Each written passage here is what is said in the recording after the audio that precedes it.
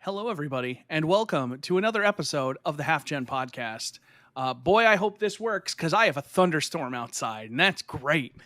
But No, it's gonna when work. I'm, It just depends Jesus on if it Christ, takes the internet from you. I But kind of am like I want to loud? turn my lights off just so when it flashes outside, you can see it. But that might just happen if I lose power. Who knows? Or I'm gonna play you Bravely turn it Default. off and you sit in the dark for an hour or two and Yep. nothing ever happens. Okay, Google, turn off my lights. Best case scenario. Let's see what happens. I just want it to do it once. We can keep talking. I just want it to happen once. See, Sure. but that I feel like the anticipation is too high. Let's just see if it happens. Yeah, with my luck, it won't. If it doesn't Setting do it in yourself like up 5 for minutes, I'll. disappointment. Yeah, if it doesn't do it in like 5 minutes, I'll turn the lights back on. I feel like it's a lot of time to invest in a potential. Yeah, well, that's Flash. me. I invest a lot of time where I shouldn't. And this is the HalfGen podcast. And damn it, it just Welcome. did it. Okay, it's not going to show. Okay, Google, turn my lights on. There we go. I am joined, as always. I'm Chris, and I'm joined, as always, by two of my favorite people in the world. Ross, how you doing? I'm doing all right. Doing all right. Got some news for the podcast. News. We'll get Fantastic. there. And as always, my boy Nat, how you doing? Tired? Fantastic. Long day at work, you know. I feel you. At least you That's got the why I Not news. like- every day. Not every day you spend 9.5 hours at work. Yeah. I'll tell you, Yeah. like, the best thing, I know it's, like, nice, because you guys both have weekends off, right? Oh yeah. Yes, I do. It's nice having off the day of the podcast. Like, it's Yeah. one thing. If I could have, like, one weekend day off and the day of the podcast, I might take it, you know? We're trying to convince people at work. We're trying to convince the management to be like, hey, they used to give us, like, one Sunday off a month if we wanted it. So we're going to try and convince them on Sunday they should start doing that again because they're going to extend our hours again. So we're going to be like, hey, since you're doing all this, why don't you let us have a Sunday off every month? And then that would be great for like recording stuff, having a weekend off. that would make it so much easier. Easier in what way, Ross? Maybe tell us about that fancy news you have. Oh yeah. So due to a lot of circumstances, we're not renewing our lease at our current place, and actually just had an offer accepted on a house. So we are buying a house. Hey, pew, pew, pew, pew. Oh, hold on. Thank you. Yeah. So it's That's a big deal. yeah, it's Congrats, exciting. my guy. Congratulations, my Thank friend. you. Yeah, the closing is mid-July, and then at that point we can start moving stuff in. Yeah, it's cuts the driving time to Chris by half, which is great. We will be less than an hour away from each other. This is the closest. Funny enough, as long, and we've talked about this, like Ross and I have been friends for a long time. This will be the closest we have ever been in the time we have known each other. Yes. We have And- consistently shrunk it down over the years, and somehow, some way, eventually, we're just going to be like living in a duplex or something, like a No, two-family house. You'll get noise complaints from my wife. Yeah. I'll soundproof the walls. Listen, I'll Okay. soundproof the walls. We'll make it work. Imagine you don't realize, and then what you call it, alley bangs on the wall, like shut up. and Ross lives Just right hear- next to you. You just hear, Chris, shut up. That would definitely happen. But yeah, so we're super excited. It's 3-bed, 1-bath. 3-bed, 1-bath? Yeah, Really? Massachusetts is weird. Okay. You know, but- that's whatever. But the third bedroom is more of like an office size bedroom. And so, God, I love this woman. She basically said, you can have that room so I don't have to look at all of the video game crap anymore. So that's turning into a game. You should marry her. Yep, I should. I should. You should put a ring on it. So yeah, so now I'm already like I'm already like researching like game display ideas. I'm gonna get some floating shelves. There are these brackets that you can buy, these like plastic mounts that you can put on the wall with like a command strip, Mhm. and they make them for Oh. like CDs and DVDs and like vinyls and stuff. I have So something like that. I think I know what you're yeah, talking about. so I'm gonna do that with like a lot of my steel books, because like just having them, just seeing the spine kind of defeats the purpose of it. So like I'm gonna have like a Hall of Fame wall with all like my all time favorite games, just like chilling up on the wall as like an art piece. Gonna do that with the vinyls too. So like I'm getting lots of ideas. Very excited about this. Hey, Yeah, yeah. So yeah. I would give you a round of applause if it wouldn't sound terrible. No, I appreciate that. I appreciate that. But yeah, so yeah, that's the big news for me for sure. And then just playing lots of games and stuff as per usual. But yeah, that's me. Hello, I'm Ross. Fantastic. Hey, Nat, do I you don't know if have you've any seen my exciting news? comment Oh. from Twitch. Your comment about Tali made me not want to show up. It made me want to leave. Wait, what I did I say love about Tali. Tali? You know what you said. Oh, How everybody likes her. yeah, everyone likes Tali. Nah, I'm not the except for biggest you. Tali guy. He's, Yeah, everyone likes well, her except for you. like I was like, no, I don't dislike her. I'm just like, she's fine, but it's like Nah, I in find my head, what I heard is everybody likes Tali except for me. I hate her. That's what I heard. okay. I mean, unless you have the proof right in front of you, I mean, That's fair. that's That's what you fair. said. I like I like the Oh, you saw Quarian that. lore. I like the Quarian lore more than Tally, personally. But she's fine. She's fine. She's no Liara, but it's all I'm gonna good. fully romance Liara on my female shepherd playthrough. I Nice. know, like everybody calls her Fem Shep, but like it feels weird to call her that. Yeah, Is that just a me thing? Who thinks that's weird? I I feel like it's been normalized so much at this point, it doesn't feel weird anymore. But Okay, because like that's what they call her. Like even when they were talking in the about it, they were marketing, like, "Yeah, we yeah, brought back the female shepherd." Sorry, I was like trying to make my camera more like centered. I realized it was yeah, slightly off to the side. but I gotta yeah, clean this. I mean, I always thought like that was kind of weird because I feel like in no other game do they reference their character like that. You know what I mean? Yeah, They don't in Skyrim be like, yeah, you play as your character and you play as female Fem- your character. Fem Like, Dragonborn.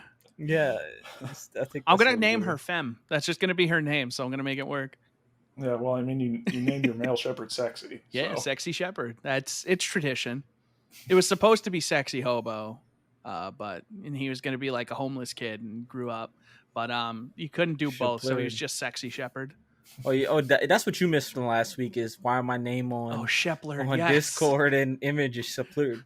Sheplerd. He's a French chef. Oui, oui. Oh, oui. God, you missed so. You need to listen to last week's episode, Ross. It was so good. Russell's out here. Oh, if only I knew. Yeah, Russell made the image. Russell made the image for Shepler. Yeah. He said if he could make a mod, he would make Shepler. The most Every time important he gets mod. down, in he's Mass like, Effect Sacre history. Bleu! Sacre Bleu! which, according to one French person I played Halo Online with back in 2007, French people never say Sacre Bleu. It's an American thing. Okay, Fun I fact. wouldn't doubt it. Yeah, I don't even know what that means, but generic Americanized French terms. Yep. She just yells them. Yep. Oh, He's not man. even from France. He's from Paris, Texas. Yep, Paris, Texas. It's the ultimate Paris. Oui, oui. It's the only Paris as far as Texas is concerned. True though. Oh God, Ross, I know Yes. you wanted to have a little show and tell. Yes. Would you like to So- show and tell us? Sure. So, Make it work for the audio listeners. oh yeah, Really make it that- work for them. I'm really good at doing that. Yeah. So, me, in my infinite wisdom of we were buying a house, so we were putting all of our money on a house. I decided to spend money I didn't have because I finished NieR Replicant. Got all the endings. I really love that game. I think it doesn't handle the multiple playthroughs nearly as well as Automata does, but I think the story hits really hard, and I think the ending that they added, the ending E, I think you will like a lot, Chris, if you get there. It's not abstract like ending was in Automata, but it does some stuff, which is great. But yeah, so I decided to spend money I didn't have, and this sold out on the Square. It was exclusive to the Square Enix store, so it sold out super fast, and so I paid more money on this than I would like to have paid. But I got the NieR Replicant Snow White edition. Ross is holding up a box that has pictures of characters from NieR Replicant on it in an animated fashion. Yes, it's a shiny white box. Clean box. Mm-hmm. It says Snow White edition on the side. It does, in fact, say Snow White edition. I'm going to be your audio listener translator. Audio. Can I see it again? Yeah. Where it says Snow White edition. Oh, yeah. Let me flip it so it's the right way. Yeah, it's on there. Mm-hmm. No, White Snow edition. That's what I was going to say. I was like, I'm pretty sure it says White Snow. Oh, hey, don't make Ross my bought dyslexia. The wrong box. Okay. Yep, this is the he knockoff. Bought a knockoff. That's some B grade NieR shit. So this is with the characters. What if the other side says Snow White and on the other side and he's just fucking with you this whole time? He only looked at one. What if it says both? Now God, it says both. He wouldn't. I mean, that'd be some NieR-ass NieR shit. Yeah, to be honest with you. That's true. And then when you take that slipcover off, you get some flower designs, which are very central to the game. It's the same white box, but with black and white flowers on it. Yep, Lunar's ears, and then it's a very nice box. From the side, you open it up. Oh boy, let's see if I can do this. TOS on Twitch. Sorry, you see my knee. Oh, Ross's knee is on screen. Everyone's getting hot and bothered. The box lifts up like this, and then inside you have 2 empty slots. Yep, one of those empty slots is because it's on my desk. But okay, you get this case. Ross is showing us some flashcards, I think. I don't know. Yep. Okay. It's a nice design on the case. What is that a case for? It's a case for... It's a white box with gold-like trimmings. Funny you asked. It's a case for these super heavy pins. They look like Zippo lighters, but they have NieR Replicant characters on them. Yep, they're the various books throughout the game that you encounter, including Grimoire Weiss. They are pins. They are in fact heavy. Pins. You don't want to put these on your clothes or your backpack because they look like they would not stay. Yeah. I had a XCOM pin that was built very similar, and it disappeared very fast. So. Yeah, that's what happens. Kind of the big thing in this is this, which is a collection of scripts for all of the side quests in the game, where you can just like look through. It looks like about 5 books, more than 5. Oh my god, yeah, that looks like at least 7, possibly 8 books. There's some artwork on them. Artwork of characters from the game on the cover. And yeah, it's just that is small font. That is substantial amounts of dialogue. It's in a nice white box with some gold trimmings. Yep. And then the kind of what I was very excited about. Oh god, sorry, my other monitor is freaking out. What I was very excited about was this, which is Grimoire Weiss from the game, and you open it up, and there's some writing on this side that is, I think, in Celestial or Angelic in that universe. I believe there is writing there, but I cannot see it. And then you have it is the Vice Edition soundtrack. Oh. So in here you get track lists. There's 2 CDs in here. They're not full soundtracks, but the cool thing is there's also a brief interview between Yoko Taro, the director, and Keiichi Okabe, who's the composer. One of them has normal songs from the soundtrack, and I believe I haven't had a chance to listen to it because I have no disk drive anywhere in my house that I can rip these from. But apparently the second disc are like, I think they asked other artists to put their interpretations of the songs on. So that sounds cool. So they're like remixes. But here is Here's the first disc. That is in fact a disc. So the disc is in a cartridge that slides out or like pulls out from the case. Yeah, just kind of it sits inside on top of the second disc. That is also a disc in the reverse color scheme. And then the final thing that I actually forgot is not at my desk is the Steelbook case, which, if you didn't see, check out HalfGen Twitter. This past weekend, I did a little showcase of all of the Steelbooks I have in my collection, and the NieR Replicant one is a very good one. It's very pretty. It has the same artwork. It has, I think it has the European box art, maybe? No, it's not box art at all. It's a picture of young NieR on one side in the Forest of Myth, and it's very pretty. And find that at twitter.com/official HalfGen. Indeed. So yeah, that was a little, impromptu unboxing. Hope you enjoyed. Please Please leave a review, scale of 1 to 5, of my translating of this video for you guys, for the audio listeners. Please let me know how I did. Your feedback is very important to us, and we take it very seriously. Indeed. So it will go directly to me. Yeah, it will.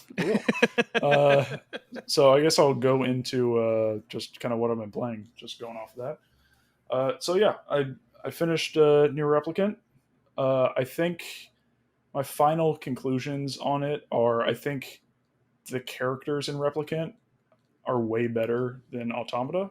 I enjoyed their stories more than Automata. I think Kaine and Emil have become two of my favorite characters in all of video games. Especially Kaine, just between Laura Bailey's performance and all of the backstory you get on that character. I think she's absolutely phenomenal. But I think like I said earlier, the multiple playthroughs, how they did it in that game can get tedious. Where in Automata, starting with ending C, like everything was different. It was like a continuation. Mm-hmm. Replicant is not that. So you have playthrough A, then you have playthrough B, where you still play as NieR. It's not like you play as like a different character like 9S, but you do get a lot of other perspectives throughout the story in terms of kind of the villain faction and more backstory on your companions that you didn't know about, which is very interesting. I think C and D could have been combined into one, to where it comes down to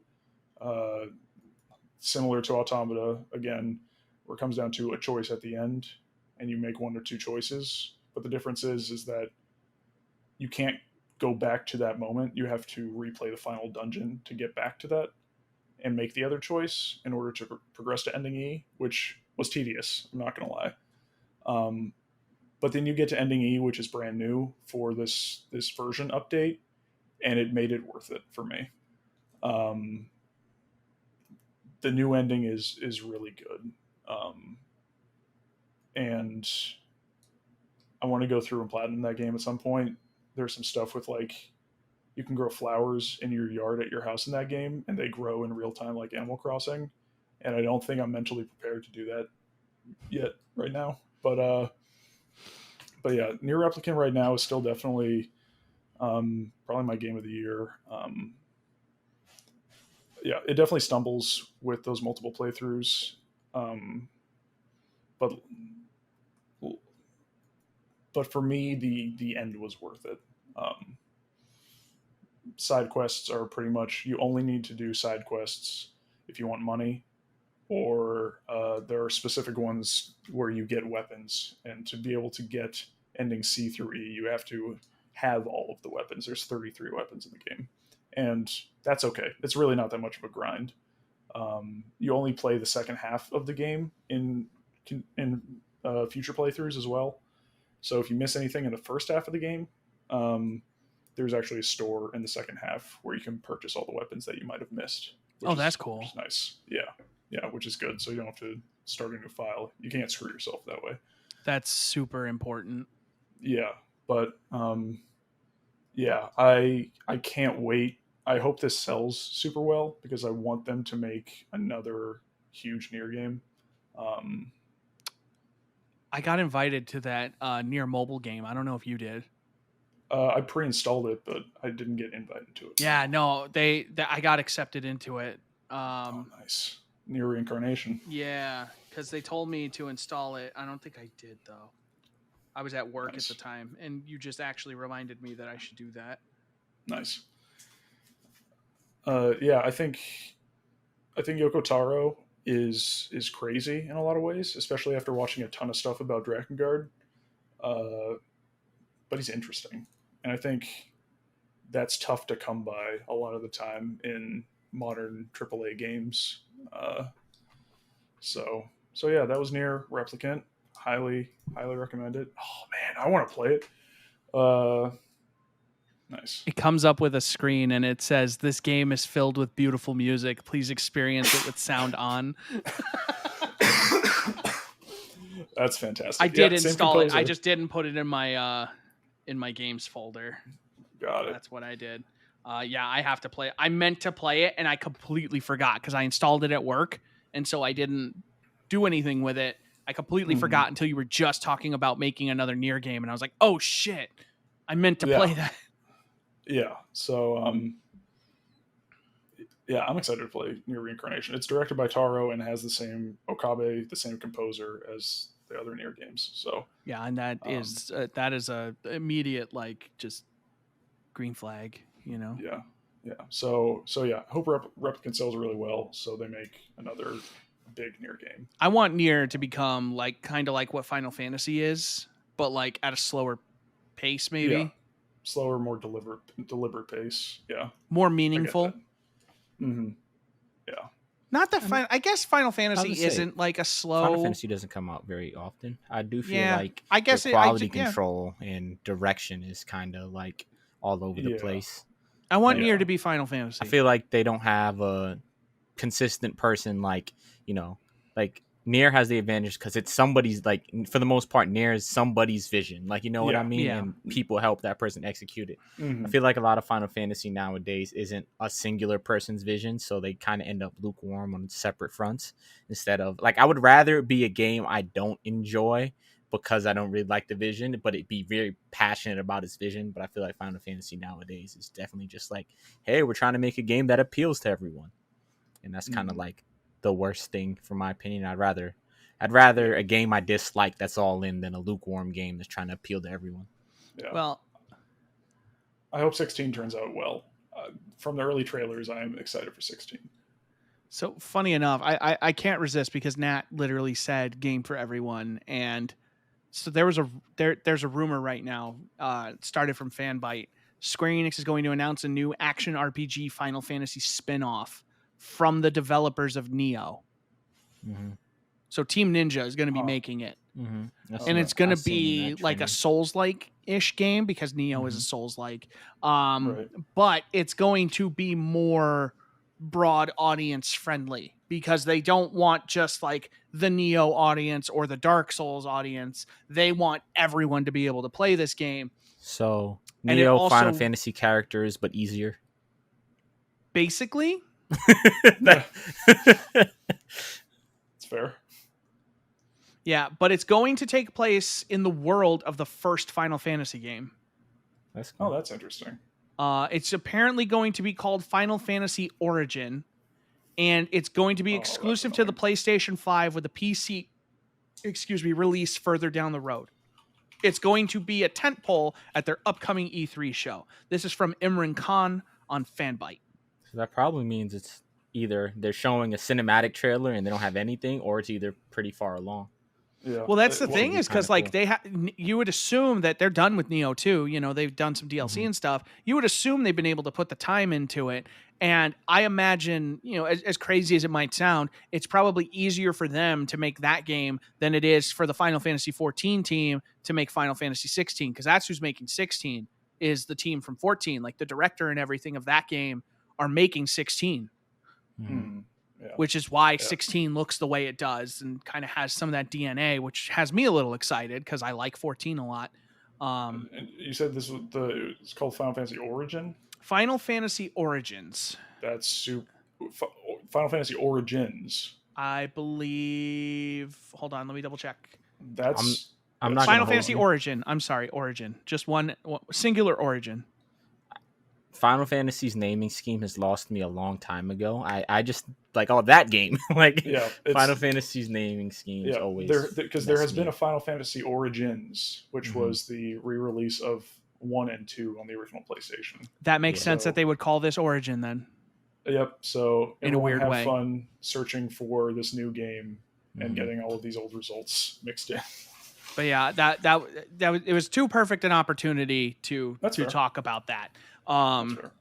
And I would like it if they made one of those that was like more broad, because I don't like Neo. And the moment I saw that, I was like, oh no, because I do not click with Neo in the same way I click with like Dark Souls. They are very drastically different, and I don't like Team Ninja's particular spin on that. I respect it, but I don't enjoy it. Yeah, it's for me. I've said it once, and I'll say it again. I might not like a game genre, but if there's an IP that's injected into it that I do like, I will 100% give it a chance. Yeah. So yeah, I'll give that a shot. I'd say same. Pretty much, it's like I don't like games can hit or miss me gameplay wise, but if the story is there, I'll play a game. Yeah, I was immediately in once it was Final Fantasy, because, you know, a lot of people like to talk about how Final Fantasy may or may not have lost its luster over these years. But like, honestly, I think Final Fantasy is still like, find me another franchise as consistently good as Final Fantasy.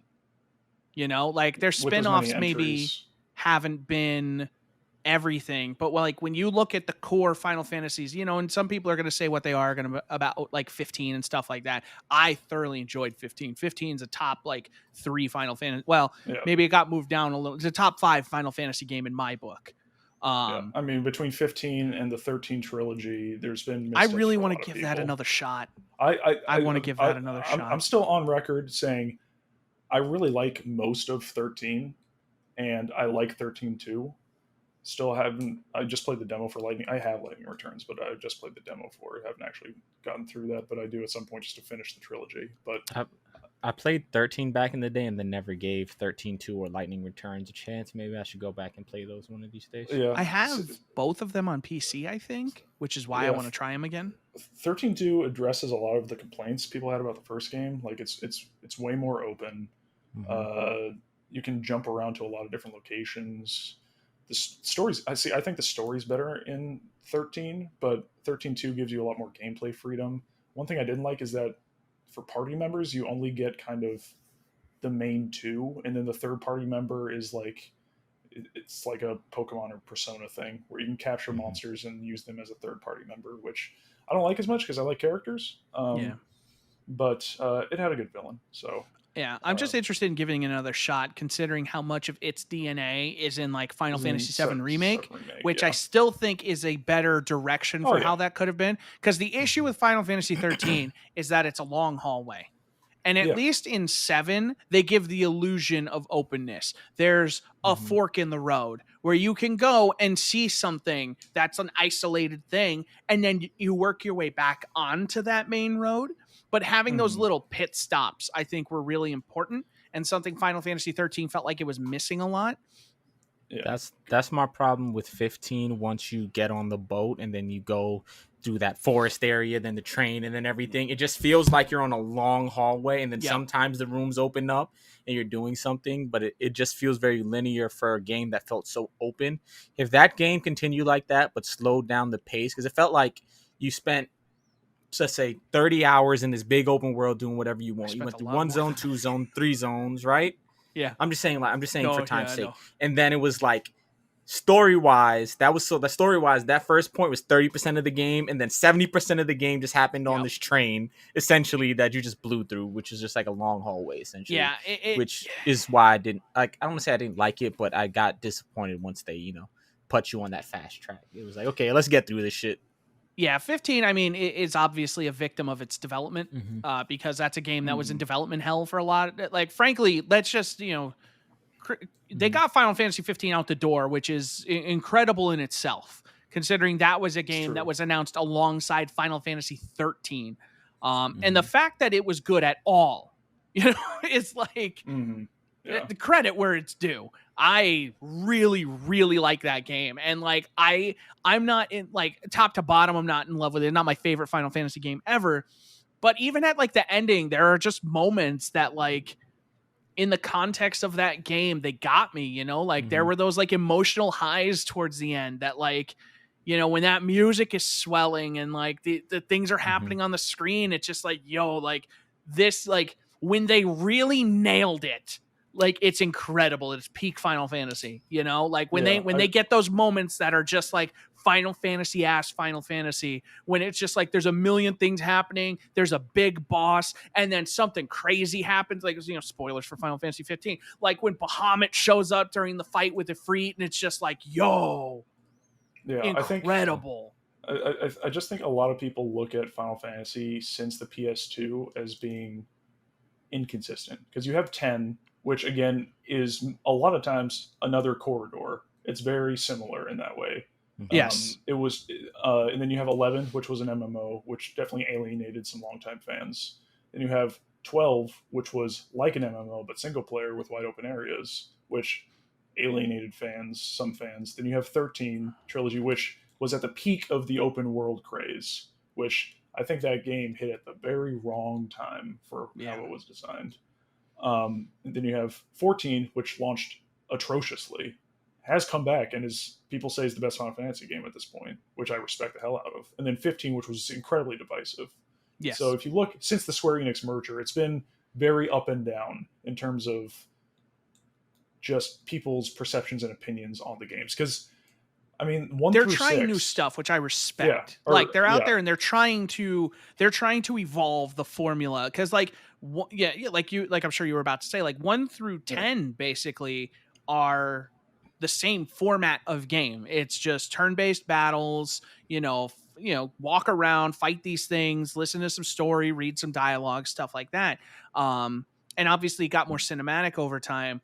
But like 13 was when they really were like, yo, like what if this was kind of like the one thing that 13 does do that's cool is like by keeping you on this straight path, you're constantly moving from story to story. You get a lot of like cutscenes with characters, a lot of dialogue, a lot of character interaction that you don't get in other Final Fantasy games because you're so hands-on moving around all the spaces, you know? And I think another thing that hurts 13, I think, is that a decent amount of the characters are generally just unlikable. Which, when it is such a story-driven game and it's such a focus on that, I mean, that just kind of compounds that. It's a very one-note cast. Like very few of like the only thing I really remember from that game is I think when they land in Cocoon again and they pull out all their summons and like lightning's riding in on Odin, like that shit was dope. But I just remember the line from Zaz when he's talking, when what's her face is like, I'm a pulseless sea, and he's like, oh, you die and that's it, you die and it's just sugar and rainbows. And one, because he was voiced by Sarge from Halo, unforgettable, period. And two, he was the best character in that game. Like Chocobo Dad is the best character in that game. Yeah, he's up there. Name a better character than Zaz. I'll wait. I liked Fang a lot, and once you get past the voice acting for Vanille is fine. It's interesting. There was an interview that the voice actress did where in the game she always, I can't remember exactly, but like she says a specific word or makes a specific like vocal sound a ton. Yeah, she like kind of R's off everything. And like that was the voice direction. She thought that sounded weird, but the problem with a lot of Final Fantasies in the voice acting era is the voice direction. I think the voice directors a lot of times, and I think that it's improved, but I think especially early on, voice directors were bad. I think 15 is a perfect example of that, because 15 is all over the place. Like sometimes you got dialogue that's delivered like with emotion and power, and then the next minute you've got dialogue that just sounds like, was he directed at all? You know, in the worst way, it sounds like Sonic 06. Yeah, and it's like they're getting talented voice actors, and they're squandering them. And I think 7 has that problem still too, but for the most part, I think 7 Remake is the most consistent. Like top to bottom, that is consistently good, and it still 7. has those weird moments. But in 15, I feel like it's super hard because you'll see a cutscene all emotionally acted, cut well, or like the 10 ad or the ramen ad, super like voiced well, and then you go speak to an NPC and it's like, hey, I lost my dog. Or Or like something just generic. You'll have the character, he'll be like, oh, I'm so angry. And it's like, yeah. And then he's just like, fine, whatever. And he just calms down immediately. And it's like, was that 2 sessions? What's going on? It's not even a problem that is happening. It's just that they're right next to great voice acting. So it's just so much more jarring than it's great acting sandwiched between what were they doing? Yeah. I mean, what's going on here? I mean, like, you have Troy Baker in 13. I want to like Troy Baker. I don't like Snow that much. No, Snow is not a great character at all. Like, Lightning is better than Snow. Yeah, like, and then Hope is rough for most of the game until the very end. Zaz is great. He's the classic whiny kid. That's his problem. Yeah, Hope is the token whiny kid. Yeah, who holds a grudge constantly. But the thing is, what sucks about it is that he was one of my best party members, so I used him a ton toward the end. No, so did I. Yeah. So yeah, I think that's been the issue. This all stemmed from NieR becoming more like Final Fantasy. Wow. Yeah. But yeah, I think that's been the issue that a lot of people have had since the Square Enix merger, is just kind of inconsistency. Because and it's funny though, because it's. I'm sorry. Finish your thought. I'm sorry. No, I was just going to say, because 1 through 9, obviously the NES ones are pretty rough to go back to, especially 2, where you level up kind of like the Elder Scrolls style. So if you want more health, you just attack your party members to get more health. You want them to have more magic, you cast magic on each other, and that's how you get stats up in that game, because there's no traditional leveling system. They did a remake of 3 on DS, which I've heard is pretty good. I tried it, I couldn't get into it. 4 is really well renowned for its story. And I want to play through 4 at some point. I think 4 was the first one where they did the kill a party member. I think so, yeah. I think 4 is the one that did that first. And it's the first one with like a really well thought out emotional story with likable characters. 5 I've heard is very underrated. It was like the job system game where they really dug deep into it. And then 6 is still my personal favorite. Kefka, Edgar, Sabin, you suplex a train. Like, it's fantastic. I love that game. And then PlayStation is the golden era of Final Fantasy 7, 8, 9. 3. I don't think there's a stronger, more consistent era of Final Fantasy than the PlayStation 1. And I don't say that. I don't say that because, listen, I played Final Fantasy 6 on the PlayStation 1. I played Final Fantasy 5 on the PlayStation 1. And like, if you want to lump them in there, then I stand by my statement again. Like, that only strengthens my position that was the best place to play those games. Yeah, it's like you look at all the releases on the just singular on their original platform, and it's like on PlayStation, like, sure, 8 was a little divisive, but 7 and 9 were like widely regarded, like, super positively. As divisive as 8 is, I think it's still universally loved. Yeah, and it's in spite of how divisive it is, because Final Fantasy VIII has some of the most fucking asinine mechanics you will ever find in a JRPG, and I hate it, but I still hold that game in such high regard, because even though its characters and like, everybody talks about Cloud as being this fucking emo guy, and I'm like, 1, have you ever played Final Fantasy VIII? And 2, have you ever finished Final Fantasy VII? Because, Ross, you thought that way. You thought Cloud was emo. But then you played through 7, and you see how it gets justified he is the way he is. And you just have to ignore Advent Children, because that was a mistake. Because they took everything they did. They took everything they did in Final Fantasy VII, and then they were like, okay, let's make Cloud into exactly what everybody thinks he is in Advent Children, which is the worst thing you could possibly do after you develop this character into what he is. And it feels weird because I can't really talk about it, because they're probably going to do it in the remake, because that's one of the best story beats in the original. And it's just like, when you see why he is the way he is, it makes perfect sense, and they earn it. Yeah.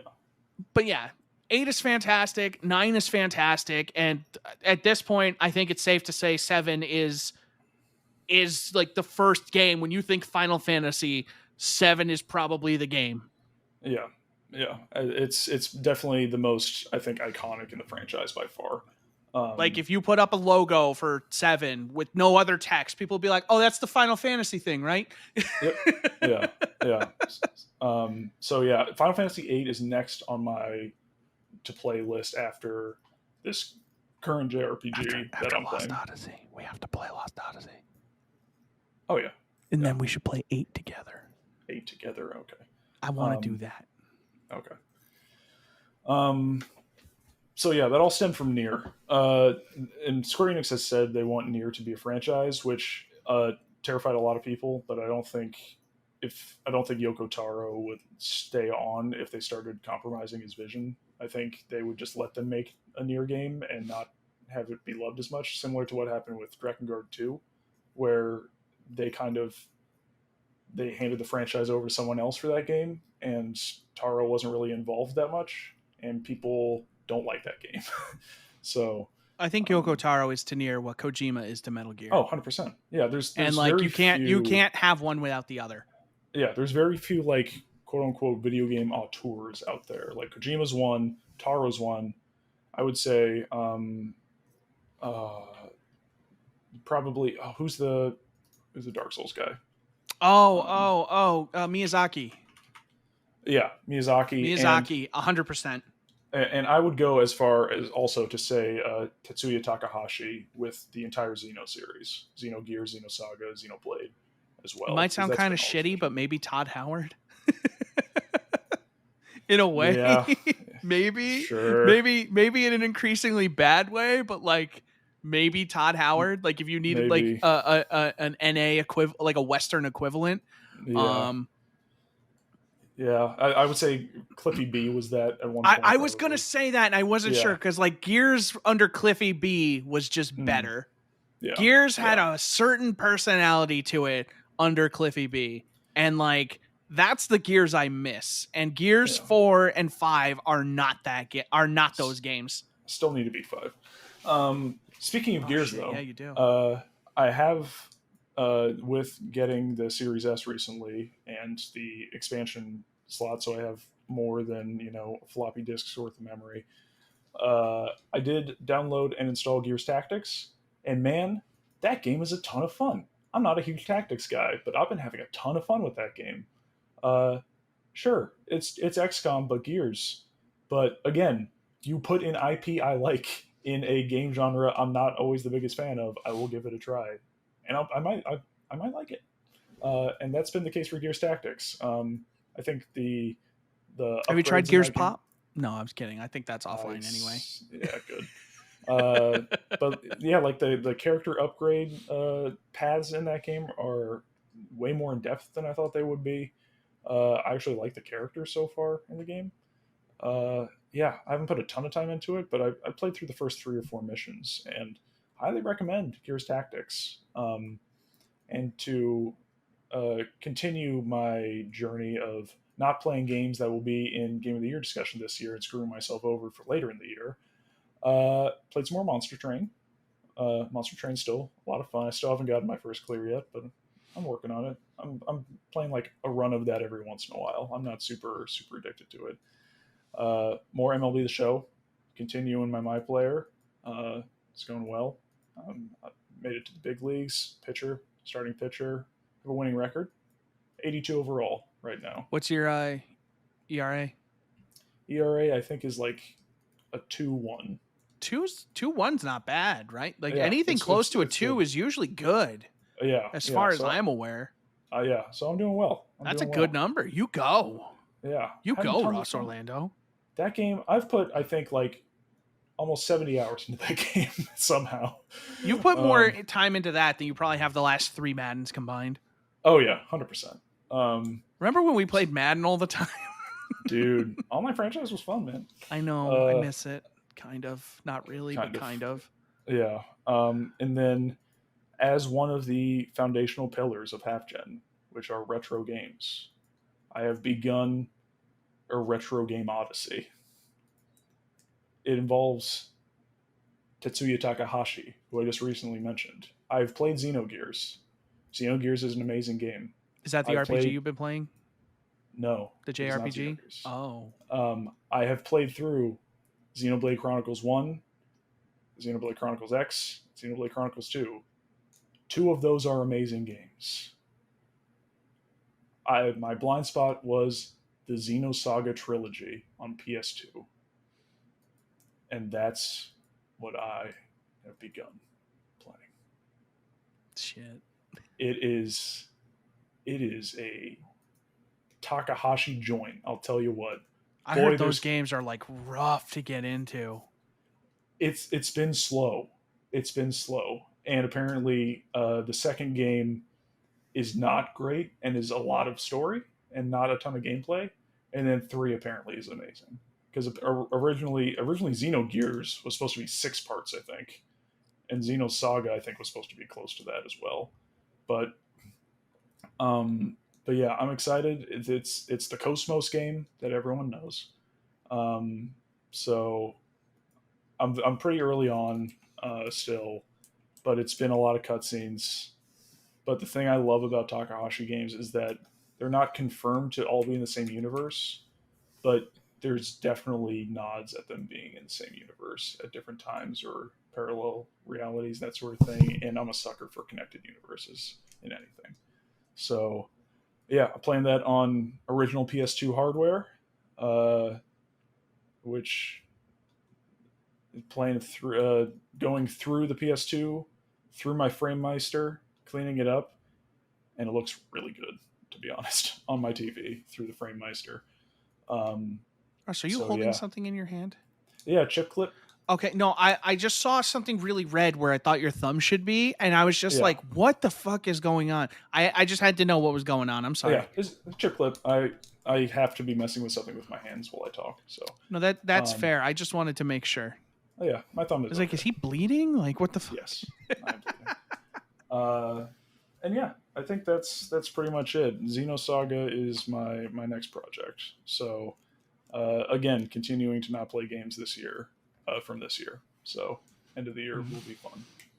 Well, I'm not far enough in most of my games to really start throwing some options at you, so I'll let you know, once I do, and maybe we get you that copy of Returnal soon, and maybe that changes things. Maybe, yeah. And I still have Nausea to play on Switch. Still need to play that. Ratchet Clank's coming out soon, which is. Oh my god, I cannot wait! I finally got my sister her PS5 today. I spent like half an hour on GameStop's website waiting for it, and 15 minutes like refreshing links, and I finally, I was clicking through the site. I got one of them to load in, and it said add to cart.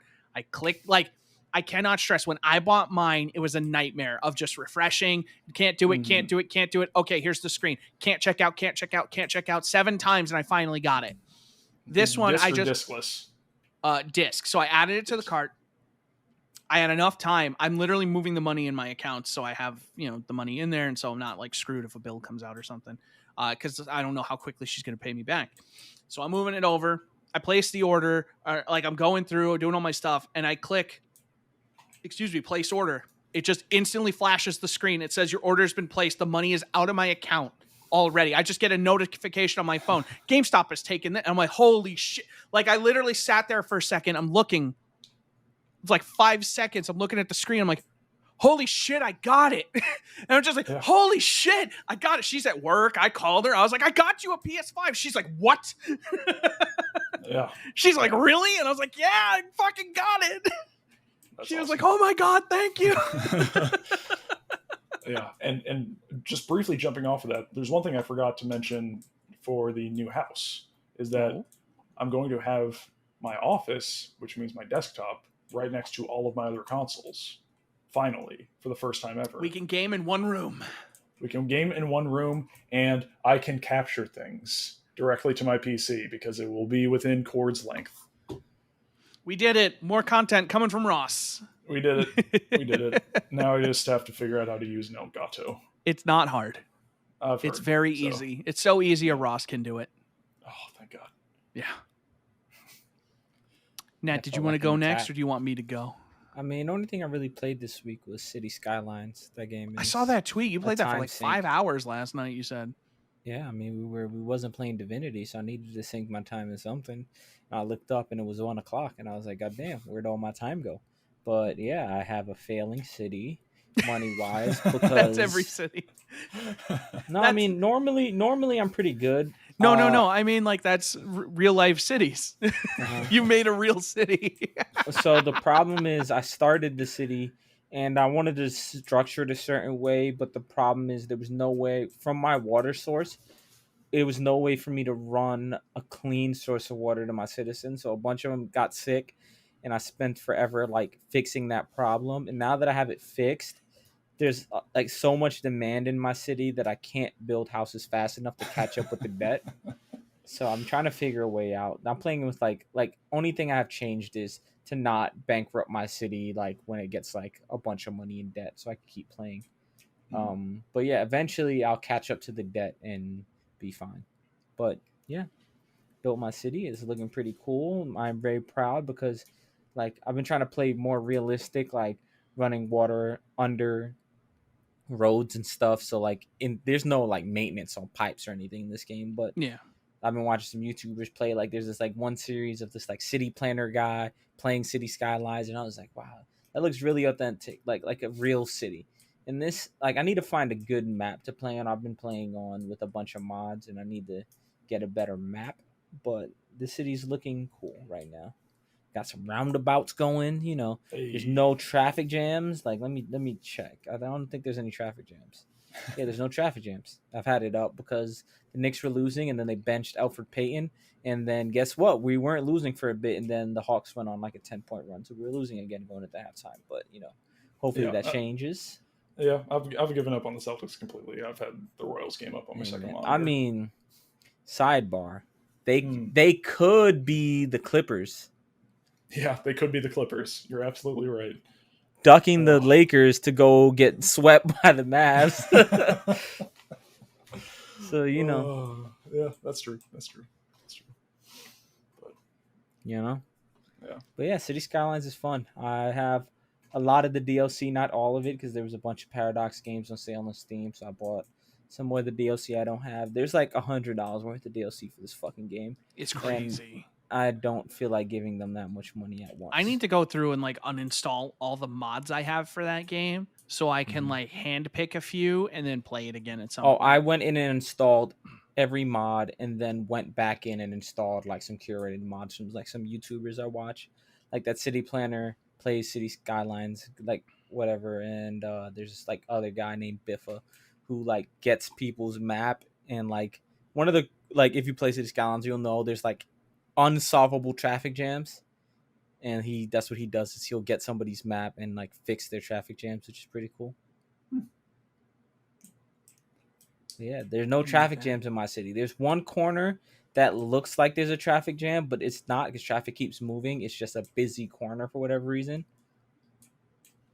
So I'm trying to figure a way out to make that not as busy. But City Skylines is a fun game. Make it a round Nice. corner, roundabout No, that corner. They're two major roundabouts. I have a 6-lane roundabout as the main influx to distribute traffic in my city. And I have another smaller roundabout up the road to go into like local traffic. But this is an overpass passing the highway to like open up the like lower income and industrial area to like the beach side. And there's like no other way to do it without like dismantling my highway and having nothing there. So like when like, there's a way to track like where people are going, and if you track people trying to get from this side to that side of the map, before what they would have to do is they'd have to go out like of my city essentially, and then like hit the right. Like it was very counterproductive. Long story less long. So I figured it out, and now this is the way to do it for now, until I get another leg of like another square on the map, and then I can make it even more efficient. So nice. I've always wanted to try City Skylines. I just never have actually started the game. it's a good I game. always wished it had like Parkitect style co-op. Mm. I want a Yeah. game like that's like Parkitect. I wish more tycoon games had co-op. Mhm. Like, I feel like it would be super fun for like us to make a zoo together. I feel like that would be hilarious. We need to But go back and make more of alas. our park, Ross. I know we do. Our I very know we do. successful park. A very successful park. We do. We will.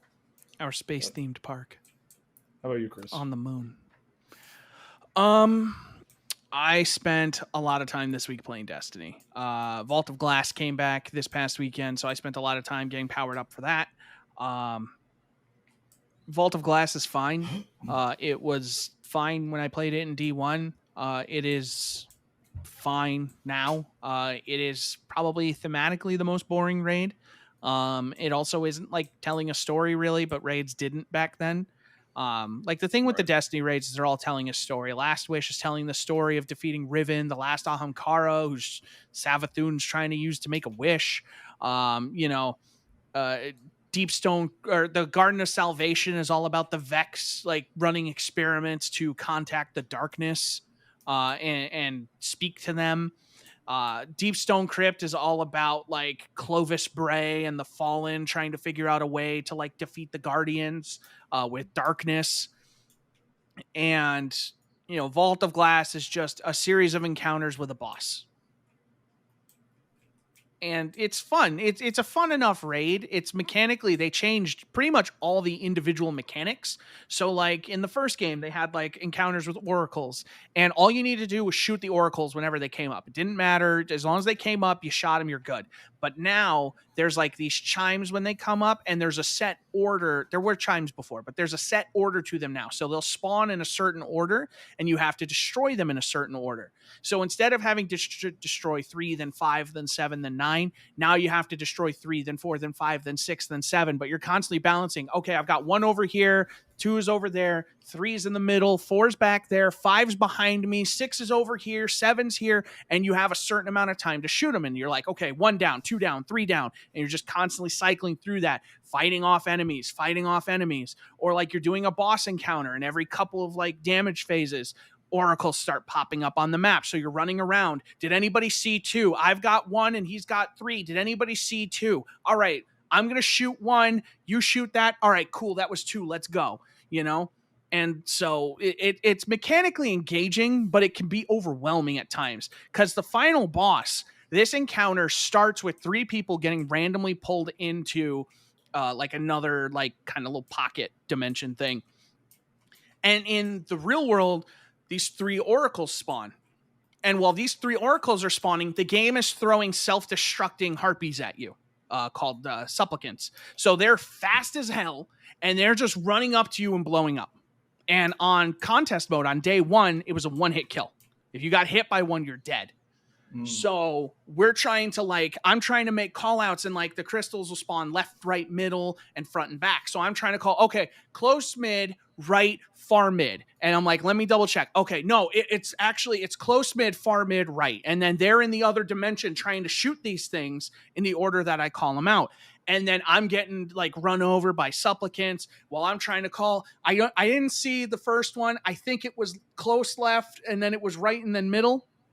I think that's what it was. And then it's like, there is no middle. Okay, then it's close left, right, and then far middle, and you're trying to figure all that shit out. And then you have to do damage. And then there's this whole like detainment mechanic where one of you will get like detained in like a dome by the boss. But if you're all clustered together, it'll just detain all of you and you fail. And so it's kind of like really like annoying in a lot of ways, but like they're logical updates, because if they had just released the same raid, it wouldn't have worked. It would have been way too easy. Our Guardians are way too powerful for that. So it makes sense. I think I've cleared it 6, maybe 7 times since it came out Saturday, which is a nightmare in itself, but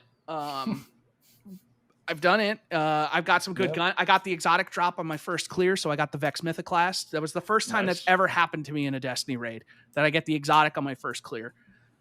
Everyone was kind of upset with me because like I walked up and I'm like, oh shit, that's an exotic on the ground. And they're like, no fucking way. And I picked it up. I'm like, yep, I got Mythoclast just like that. And they were like, they were like, streamer loot. And I was like, fucking whatever. I got it. Fucking hell. I'll take it. Yeah. Nice. It's fine. the stuff going on, I'm really just a big fan of like the seasonal stuff that's going on, because like this past week, well, not this week because I haven't done all the story stuff, but last week there was just this great conversation between Mithrax, Saint 14, and Osiris, because like the whole thing is talking about like, you know, the fallen refugees in the city and stuff like that. And Saint's like, I don't want to give these people resources. Everything we give to them, we're taking away from our own people. You know, they need this. And Osiris is like, no, Ikora said we have to treat them as if they were our own. And Saint's just like, okay, tell me, Mithrax, if I were to come to one of your cities, would you cave into all of my demands? And Mithrax was like, you know, yes, because, you know, we would give you anything you want. And he's like, and why? Because you're so giving? And he's like, because we would want to live. And he's just like, oh, okay, you're right, do it. And then like Mithrax talks to you after that, and he's just like, I was so mad, I just wanted to shout. And he's like, but I can't, because for the first time ever, my house has something to lose. Because they're in the safety of the city. And like, that was just something that hit me. And I was like, oh my God. And then this week, the least likable character in the game, the head of the future war cult, Lakshmi 2, is just like, you know, this is a democracy. Did you say you wanted the fallen in our city? The people who have been killing us for a century? Ikora said it, but did you say that? And she's just like so anti, like she's fucking xenophobic piece of shit. She is the worst. She is the worst fucking character in the game. And I know that they're doing it on purpose, but she is terrible, and I hate every word that comes out of her mouth. She is the worst. Because like these fallen are great. These fallen people, they're wonderful. And I'm glad that they're there, and I love that. And then just like she's trying to stir the city up, and she's just like, oh, if we don't act now, they're gonna fucking kill us, just like they did before. And it's like all those same times she's like talking to them and giving them resources and stuff and like whatever. And so she's playing both sides because she wants information from Mithrax, and Mithrax is like, I gave it to her because I want her to know we want to cooperate. Like, I don't want her to think ill of us. So I would give her whatever she wants. And then she's just like, and he says, I heard what she's been telling your people, but I don't care. I can't afford to care. And then I hear the recording after. I'm like, oh my God, she's the worst. Holy shit. She's the fucking worst. I hate her. I hope she dies. I really do. I hope she dies. Lakshmi 2, I hope you die. Holy shit. Fuck, she's the worst. God damn it.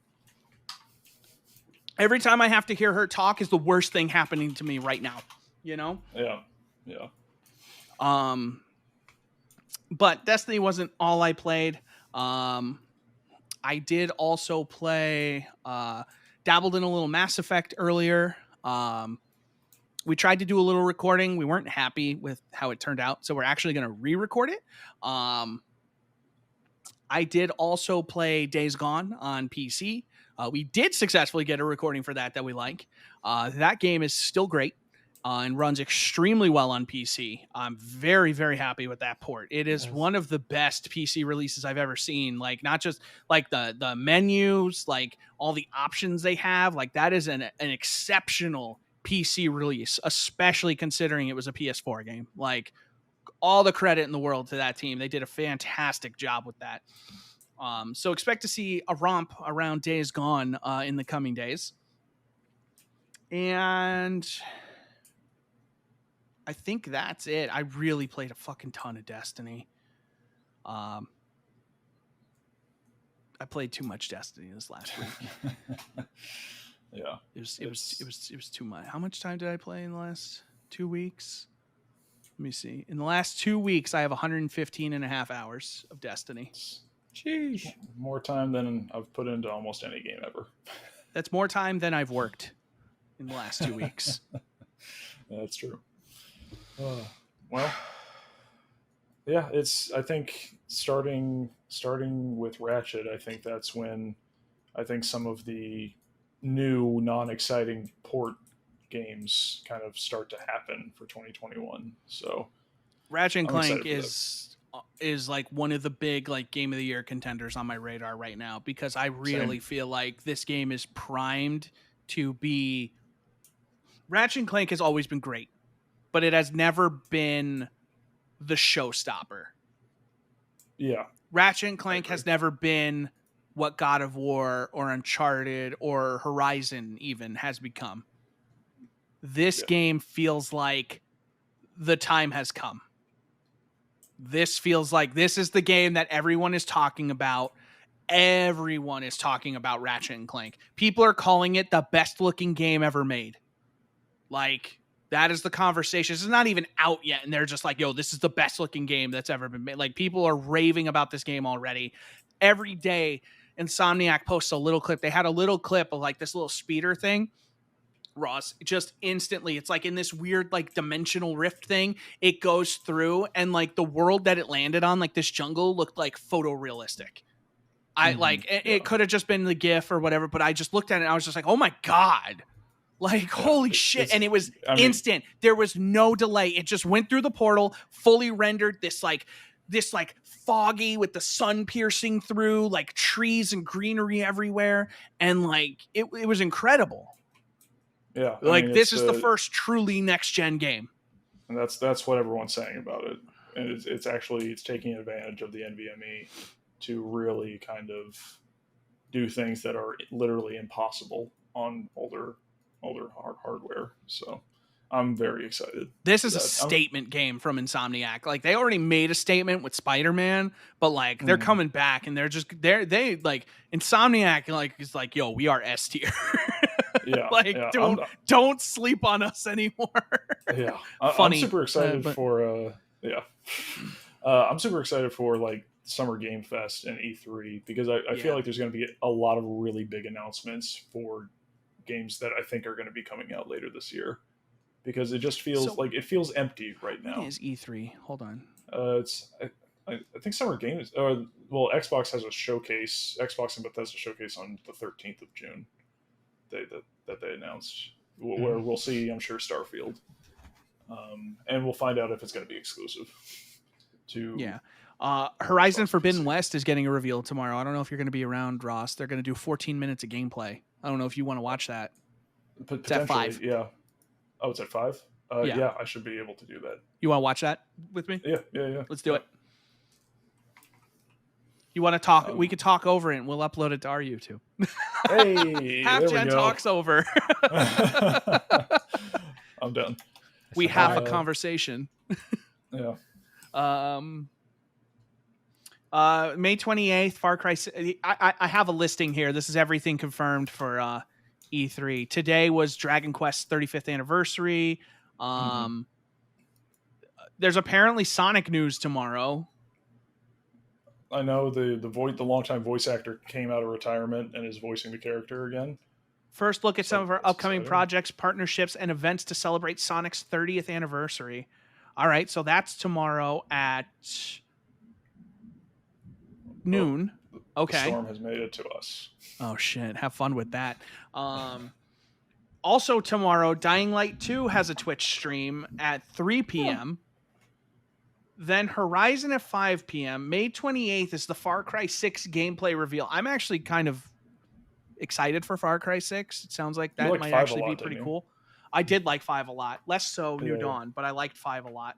I can't wait. In June, we're getting the new Battlefield reveal, and I am so ready for a new Battlefield.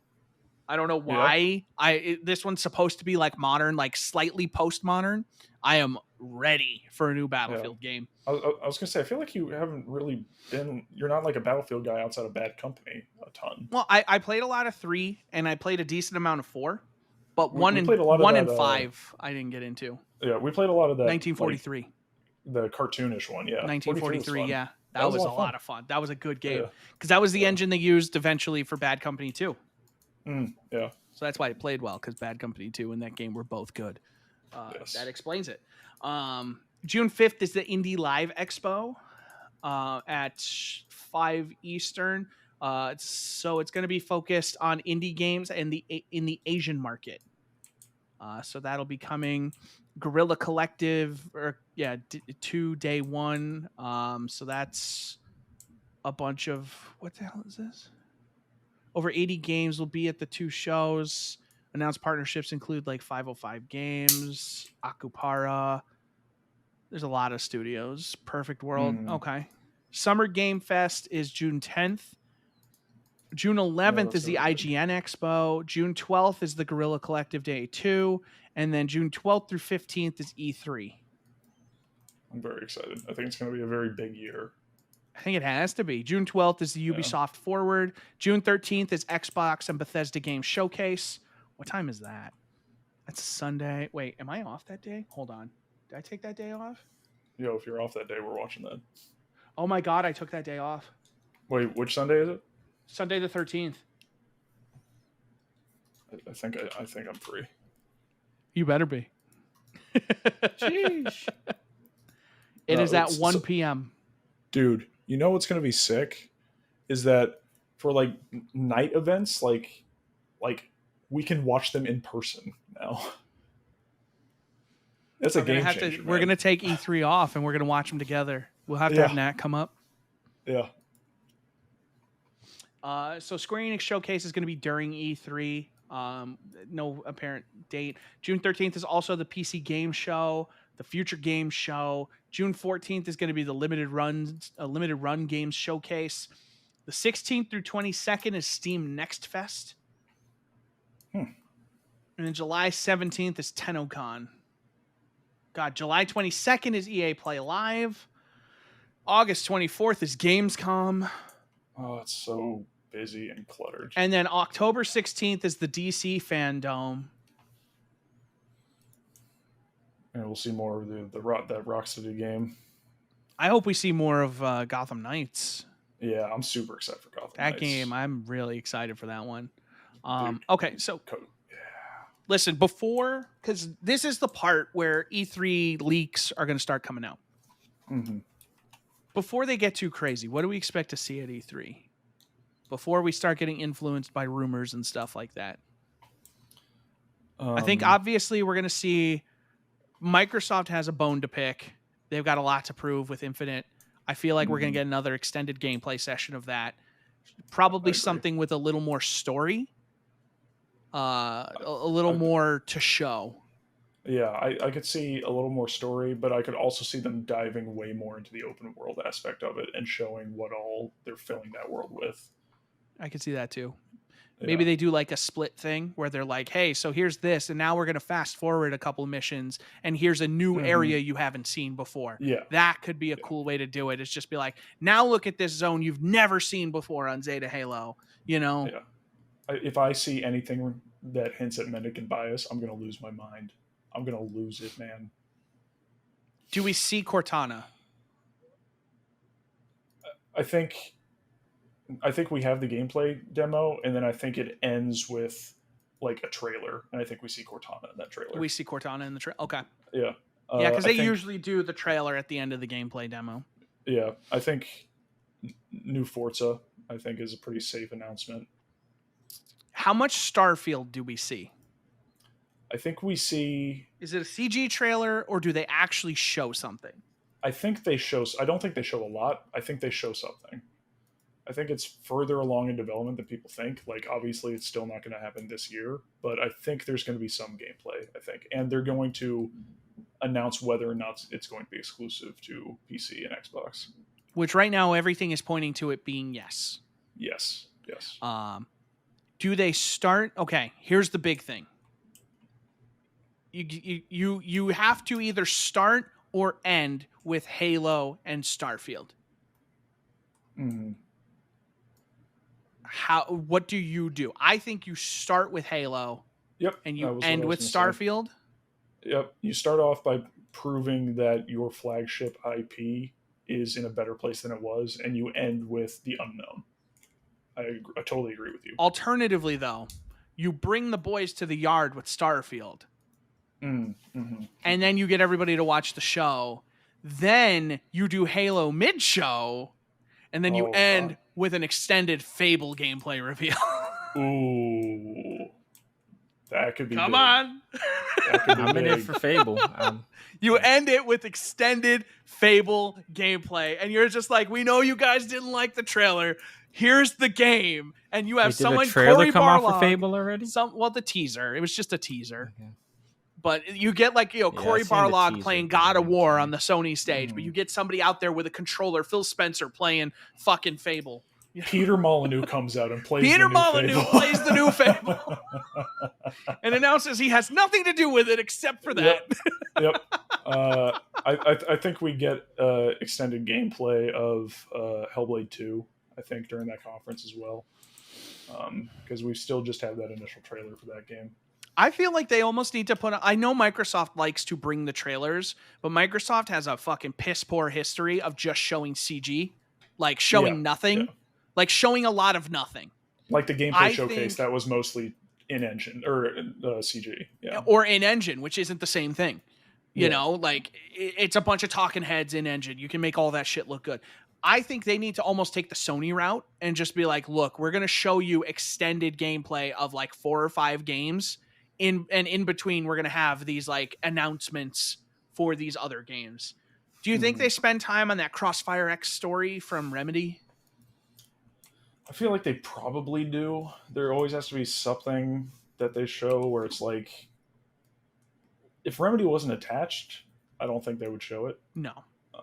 But being that Remedy's attached, I feel like they want to flex that every opportunity they get. Yeah, I feel like they show a little bit of it. I feel like they don't show a ton. Do we expect any surprises? Like, we know Gears 6 is going to Unreal 5. So that game is not close. Right. Is the Coalition working on something else? I feel like they are, and I feel like I'm going to say right now it's a new IP. Okay. Do we see it? Another spinoff. I think we get a title, but that's it. Like the Metroid Prime 4 reveal. Hold on, Ross. I have an even crazier opening. Crazier than Starfield. All right? Everything goes quiet. You get Jay Allard out. No, everything goes quiet. Yep. A HUD appears on the screen. Perfect Dark. You just start playing Perfect Dark. Yeah, start playing Perfect Dark. You just start playing Perfect Dark. The first thing you see, and everybody's like, what the fuck is it? Is this perfect? Oh my God. And then somebody throws a laptop gun on the wall. It's like, oh my God. Yep. And then it cuts to a trailer where you see incredibly realistically rendered people running around in hamster balls. And it's a brand new Fusion Frenzy game. I feel like they'll probably, and I feel like they will probably, like, I think it would be cool to end on an extended gameplay of something like Fable. I feel like you do start the show with Halo, because I feel like you need to be like, yo, like, we want to set the stage. And then, like, if you're that confident in what you're showing in Halo, that's only going to make the show better. If you start it that high and you're like, yo, it gets better from here, you know, I almost feel like they might do Starfield somewhere in the middle. You know, once Todd Howard's on the screen, we're going to see Starfield, you know? But, like, I feel like you got to show it before Todd Howard gets on the screen, and then you do, like, an extended thing. But you got to put a date on it. You got to say 2022. Yeah. Like, at least be a year. You have to put 2022 on the trailer. Yeah. Because it's not coming out this year. Right. They're not going to release Starfield and Halo Infinite. It's not going to happen. I mean, it's crazy. It would be like Nintendo releasing Mario and Zelda games the same year. See, I think it would be more like if you put Titanfall 2 between Battlefield 1 and Infinite Warfare. And it's almost like, what if we just release these 3 kind of similar games week to week to week? Yeah. And only 2 of them have dedicated, long-standing audiences. And only one of them is actually generation-defining. Yeah. Moving on from Microsoft, nothing was scheduled for Nintendo, right? There were no directs in there. Yet. Not yet. Advance Wars. It has to happen. I feel like we have to see gameplay for Metroid Prime 4, and they have to announce coming this year Metroid Prime Trilogy, Metroid Prime 4 in 2022. I was going to say, I feel like someone who's gone crazy over time and just be like, is this when they're going to do Metroid Prime Trilogy? Is this when they're going to reveal a Switch Pro? I think they might reveal a new Switch here. Yeah. I think it's the time. And I think what they do is they show a bunch of like they show Monster Hunter Rise running on it. And then after you do the hype reel and you show like Breath of the Wild running on it at 60 FPS. And it's just like, you just show a bunch of this stuff and then it fades. And then you get the Samus music, the da-na-na-na, and she appears and it's just 60 FPS Metroid Prime Trilogy on the Switch Pro. Compatible with the original Switch. And then you fade to black. You play it again, and it's Samus like fighting fucking Ridley, Metroid Prime 4. Just something crazy. And then you announce a Smash character. Yeah. And it's the Master Chief. No, and then they announce another sword character from Fire Emblem, and everyone's super excited. They show a sword character. Yeah. And then it's Master Chief with a sword. It was like the King K. Rool reveal with an energy sword. Yep. That should happen. Go home, Chris. Oh You're drunk. God. Yeah, Chris is drunk right now. What did they put in this? I don't know. B vitamins. Yeah, I think for Sony, I think they unveil what the PSVR 2 headset looks like. Yeah, so Sony has to have a state of play during E3 window. Yeah. Beyond this Horizon one. They have to announce new stuff because they have studios working on new stuff. Yeah, I think that they will. They will. We'll probably see the next Gran Turismo, more of that. Who's ready to reveal something right now? Do we see God of War? Do we see like a real trailer for God of War? Technically, it's still... The last we heard, it was a 2021 release. It's a 2022 game at the earliest at this point. Again, you're not going to release God of War and Horizon. No. Especially when Nintendo. They might be coming in hot. Ratchet and Clank in June. They might be coming in hot to set the tone. You know what I mean? Or Chris, it could be the greatest year in gaming since 2008 or whenever the last, or 2017. 2017, the greatest year in gaming. Yeah. What if they're just coming in that hot? There were too many fucking games. There's no way they can do that. 4 years later, here's all the games again, guys. Yeah. Do we give us see 4 years to recover? Do we see Final Fantasy VII Remake 2? Do we see anything for that? We see a trailer. No, I think you get a date. You think they're that close? Yeah. Shit. I mean, the engine's there. That was half the battle. They probably has been working on voices nonstop. So I'm assuming getting everything done is just animation and direction, like of how they want to do it. But I'm assuming all the voice lines and stuff are there, and like face tracking and stuff. Yeah, I'm gonna go all in and say date. Wow, date. Nice. I wish I was that optimistic, but do we? I mean, maybe I'm just optimistic because I don't really care. But no, fair enough. Kingdom Hearts 4 announcement, by the way. I was going to say, do we see Kingdom Hearts? No, we don't. No, we don't. That would be the Square Enix Disney show, flushed if anything. that. Disney flushed that down the toilet. Yeah. All right. So, Final Fantasy 16. Do we think that's coming out next year? No. Spring 2023. What comes out first, Final Fantasy 16 or Final Fantasy 7 Remake Part 2? Final Fantasy Remake Part 2. Wow. Okay. I would say earliest they'll get a date for 2022, and then be like, here's the schedule for when we want to release the rest of them. Yeah, like I feel like if last year it wasn't you think pandemic, they're just gonna have a roadmap? Yeah. Because Square Enix, I feel like all their shit has been, hey, we're trying to get our shit together and not be known as the company not with their shit together. Yeah, and I think, like you said, like the 14 team is still working on 14 a lot, but they're all like, I know it's a big team, but they're also working on 16. 7 Remake has a dedicated team. True. And I think, and the engine's there again. I think that comes out first. For sure. So on the topic of Square Enix, we don't expect Kingdom Hearts. Do we expect something new from Dragon Quest? Yes. They release a Dragon Quest game every fucking year, if not 2. Because their Builders game is its own fucking thing, and they release Dragon Quest games. It's the 35th anniversary of Dragon Quest, so I think the rumors I've been seeing is that they're going to announce Dragon Quest 12. Okay. which I could see. Okay, hold on. I'm going to say something crazy here. Do we bring back Star Ocean? Because JRPGs are at a high right now. Tales is coming out with a new one this year, and that franchise, as far as I'm concerned, is peaking. Tales has never been better than it's been. Berseria, you want to talk about a game that like didn't get anything wrong? Berseria, that voice acting was great, that gameplay was great, those visuals were great, and it looks like Arise is just going to be more of that.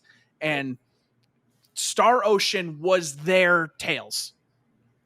Do you think we see them? Because they tried on the PS4, Integrity and Faithlessness, and that game was not good.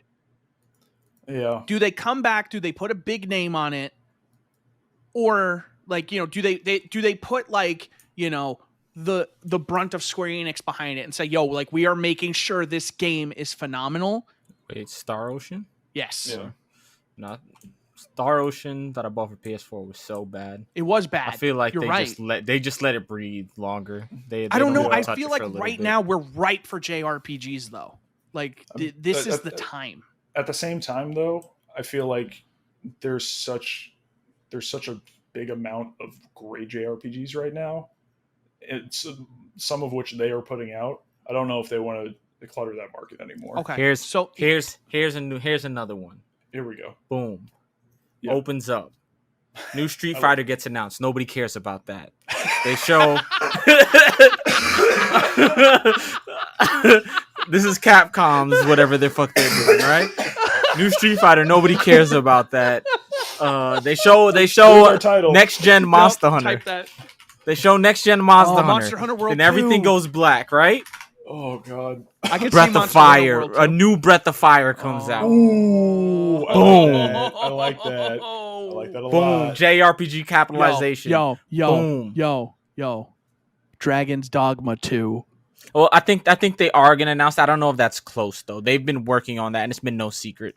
They've been working on that, but I don't know if that's the game that they showed. Remember that game they showed forever ago, like maybe 6 years ago. Now it was just like a fucking blue knight in like a fucking well or something. It was supposed to be a PS4 game. Yeah, I think that's gonna be whatever that assets from that are gonna be. Dragon's Dogma 2. Yeah. Okay. Yeah. And then at the end of the conference. But real quick. Do we think we'll actually see Monster Hunter World 2? Or whatever that ends up being? Whatever the next gen, I think they either I feel like they tease would want to get at that early so they could make a lot of expansions for it. Yeah, I feel like they would. I don't think. I feel like they want to let Rise breathe a little bit more. They're gonna tease it and then be like, "Hey, this is coming. Game, though. This is a thing Rise we're is going to working be on." Switch and PC. This is going to be PS4 or PS5 and Xbox Series. True. So they're not competing. No, I know, but just in terms of just like market confusion and kind of brand fatigue. Remember, they released Monster Hunter Double Cross like 6 months on Switch, and they still release stories or heroes or whatever the fuck they're doing. They're releasing another Monster Hunter game this year, Ross. Yeah, they flood the market. Right. Monster Hunter Stories 2. It's coming out in like a couple months. I think they announce it for like early 2022, like January. That game came out in what, 2017, 2018? Yeah. It was too late in the generation. They made Iceborne, and I think they realized, like, look, either we're going to make a next generation version of this game, or we're going to make another one of these games on the next generation. And by saying they were done after Iceborne, I think they realized, okay, there's maybe some tech debt we can make up on a new generation. If they come at it early, like say next year, they have Monster Hunter World 2 ready to go. That gives them the rest of this generation to make more Monster Hunter World 2. To make more expansions, more content, more zones, bigger zones, shit like that. Make Monster Hunter raids and shit like that. I'm so excited for Dragon's Dogma. I would love Monster Hunter to come out and actually have crossplay. I would love all these things. But if they announce a Breath of Fire remake, I would lose nothing my else shit. Matters. Nothing else. Yeah. Especially just because that means they're on the path to 4. Breath of Fire 4 is like maybe top 3 RPGs for me. I've got it, guys. Okay. Mm-hmm. For the next generation, for the current generation, Mega Man Legends. Nobody cares about that. I think that ship has sailed into the sunset. No, it has to come back. No. All right, I'm sorry. What was your showstopper? If they thing? do bring it back, they're bringing back the card one, and it's going to be a shitty cash grab. The network battles? It's going to be a shitty cash grab to what you call it, to capitalize off of what you call it, off of like the card craze right now. Mega Man Legends was so good. You can make such a great one now. They're gonna bring it back, and it's gonna be that. It's gonna be a mobile game, and you're gonna see ads for it everywhere. Like, why do you hate me? What's that? What's Why that game? What's that game? Raid Shadow Legends. It's gonna Mega be Man that. Legends Battle Network XZ. Yeah. Get 5,000 tokens now for free by using code Battle HalfGen. Network Legends Yixies. Oh god. Yeah, I guess my big Jack thing in. is like, yeah, Square Enix is in the business of nostalgia, and it's just a matter of like, I think what's the next game to get like the remaster remake treatment. Don't jack off, jack in. And Hold on, I can't use that as a title. My dad reads these titles. I hate you. The Street Fighter one was so good. I can use it. Yeah, I We've guess done worse. Remember, we had waifus and husbands. That's my dad doesn't know what that means. My dad would get this one. Well, it's saying don't jack off. Your dad has enough of a sense of humor to get that. He has no sense of humor. He'll get it. He will find it crude. Anyway. Okay. I'm sorry, Mr. Orlando. Yeah. What's the next big remake from Square? Final Fantasy VI. If I could suplex a train in HD, I'd pay money for that. Well, I mean, they said they weren't going to do that to 8 anytime soon. So 6 would make sense. Sidebar.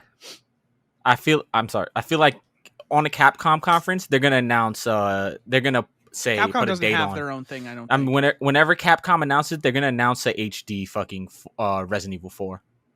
Yeah, they're probably gonna do that. Then they're gonna give it a date. The remaster for 4. Yeah, or the remake. The 4 remake. Yeah. Especially since 8 calls back to so much of 4, that would make sense.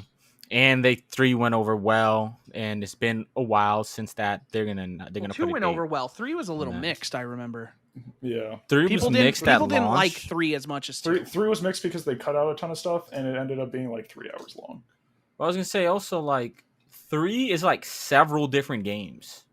Because I feel like people forget there was like Resident Evil 3, and then there was Resident Evil 3 Nemesis, and then there was like so many different versions of that game that were like all remixed. Because I feel like here's another thing: Square Enix remix Parasite Eve. Yeah, Square Enix has so many franchises they could go back to. All right, listen. Resurrect. Listen. All right, I'm gonna throw a real curveball. I'll take my headphones off and put them back on. Listening. All right, I thank you for that because now I know for sure. All right, you refreshed your hearing. Dino Crisis.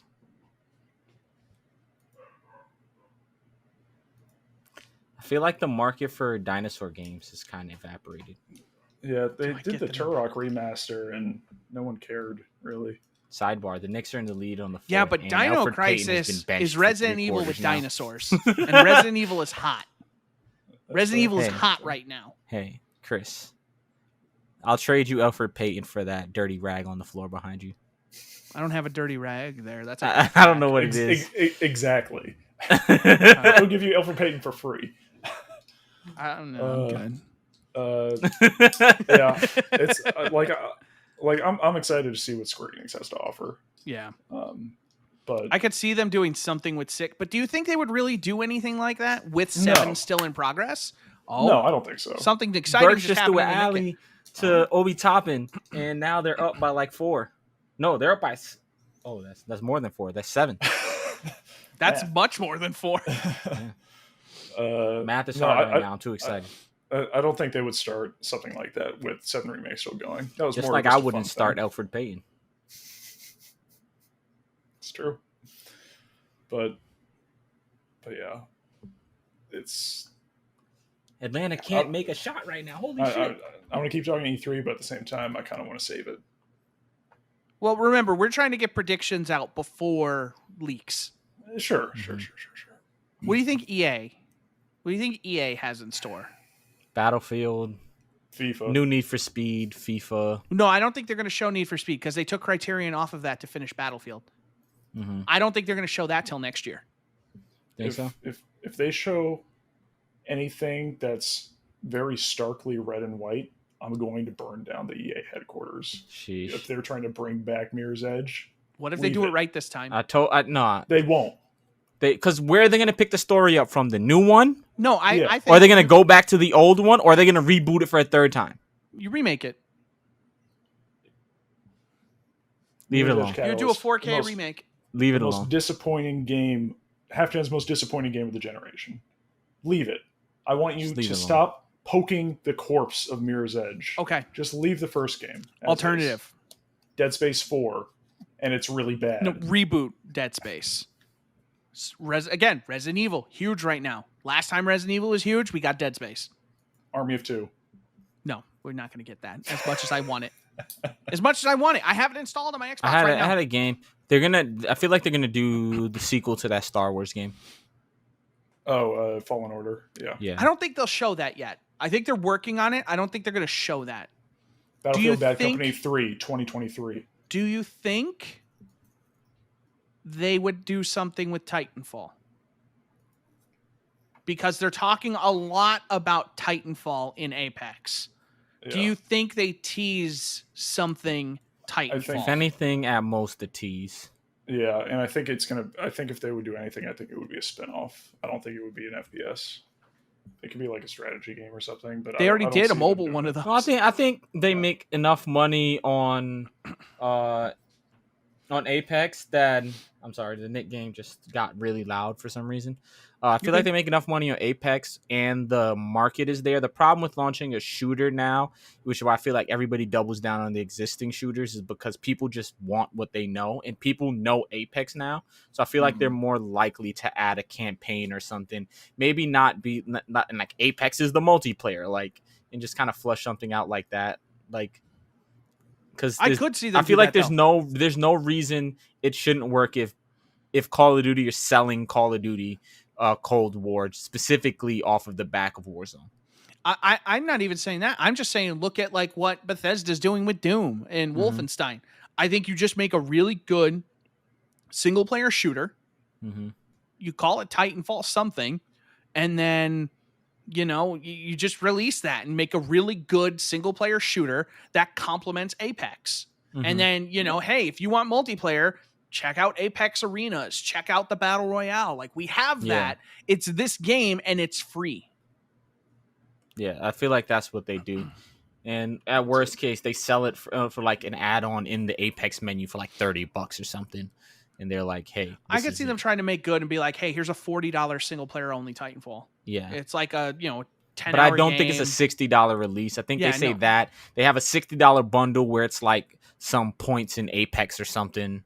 Yeah, get like Titanfall themed skins for these characters. And a battle pass or whatever for Apex. Get a BT-7274 charm for your gun. Yeah, something like that. Like they bundle like that for $60. But if you just want to play the story, it's like $40 and they send you on your merry way. Yeah. I feel like that's a thing. I feel like that's not out of the realm of possibility. I'm trying to think of what EA could possibly show because they have Battlefield. We know I'm pretty confident Need for Speed will not be there. I don't think they have to show. They have to show more Dragon Age. Yeah, they do. At this point, they have to. They have to show more than what they've shown because it's 2 years of showing almost nothing. They've got to do something with Dragon Age. Obviously, they're going to do the sports game bullshit. But what else? They're gonna bring back Live this year. It's been gone for a while. They're gonna bring back Live. Try it again. Yeah. Well, also because they haven't relinquished that contract with the NBA, they still pay for that or whatever, despite not. At some point, they got to make money back on it. Yeah. And we see, I think the new college football game. Oh yeah, the college football. Yeah. They announced a new Sims. You think they'll do Sims 5? They'll do Sims 5. I don't know. 4's still doing really well. Yeah, but that didn't stop them from releasing Sim 4 when Sim 3 was doing really well. Do you think they try a new Sim City? Not right now. Or do you think they ever try a new Sim City? I think they do, but I think it's still not for a while. especially because how big City Skylines is, I don't see them Mm-hmm. not go after it. But they'll probably try to figure out that multiplayer thing. Command and Conquer. Ooh. They released that big remaster. Mm-hmm. I was gonna say they just released a remaster. Do you think A, we get another remaster, or B, do they start talking a new Command and Conquer game? I think you see another remaster and then with a tease of a new game. Because I think there's an opening in that market now. I think there is room for another Command and Conquer game to come out, and because the RTS genre is kind of dry right now, and I think they could come out. They have the name recognition, and as long as they can get the confidence behind it early and show it off, and be like, look, guys, like this is not CNC4. This is not a mobile game. This is a PC ass RTS. And fuck it, make it for consoles too. I don't give a shit. Not that anybody cares. I feel like they're gonna announce another Unraveled because they keep releasing sequels to that game. Oh, I can see that. Joseph Fares comes out and just says, "Hey, I'm working on a new game. Fuck the Oscars." Just want to remind you, they're gonna do like Peggle and Garden Warfare and shit or something. Not Garden Warfare. They're gonna do Plants vs Zombies. Heavy Weapon like 2. The Heavening. Here it is. Clear out the screen, right? Clear out the screen. Uh-huh. They stole everything from Sony and made a new Jade Empire game with like a lot of the assets, like a lot of the creative directors behind. Why am I drawing a blank right now? Wait, Jade Empire. Jade Empire. Jade Empire was BioWare. BioWare, but isn't EA? Yeah, that's EA. Which is also BioWare. Yeah. Yeah, I'm saying they do a new Jade Empire, but they get why am I drawing a blank right now? It's gonna kill me. They get all the people from Ghost of Tsushima to like do all the sword play and stuff. Okay, gotcha. So they get Sucker. They steal a bunch of people from Sucker Punch and they make a Jade Empire. Okay. Yeah. But it's somehow still gonna be bad. Fucked up.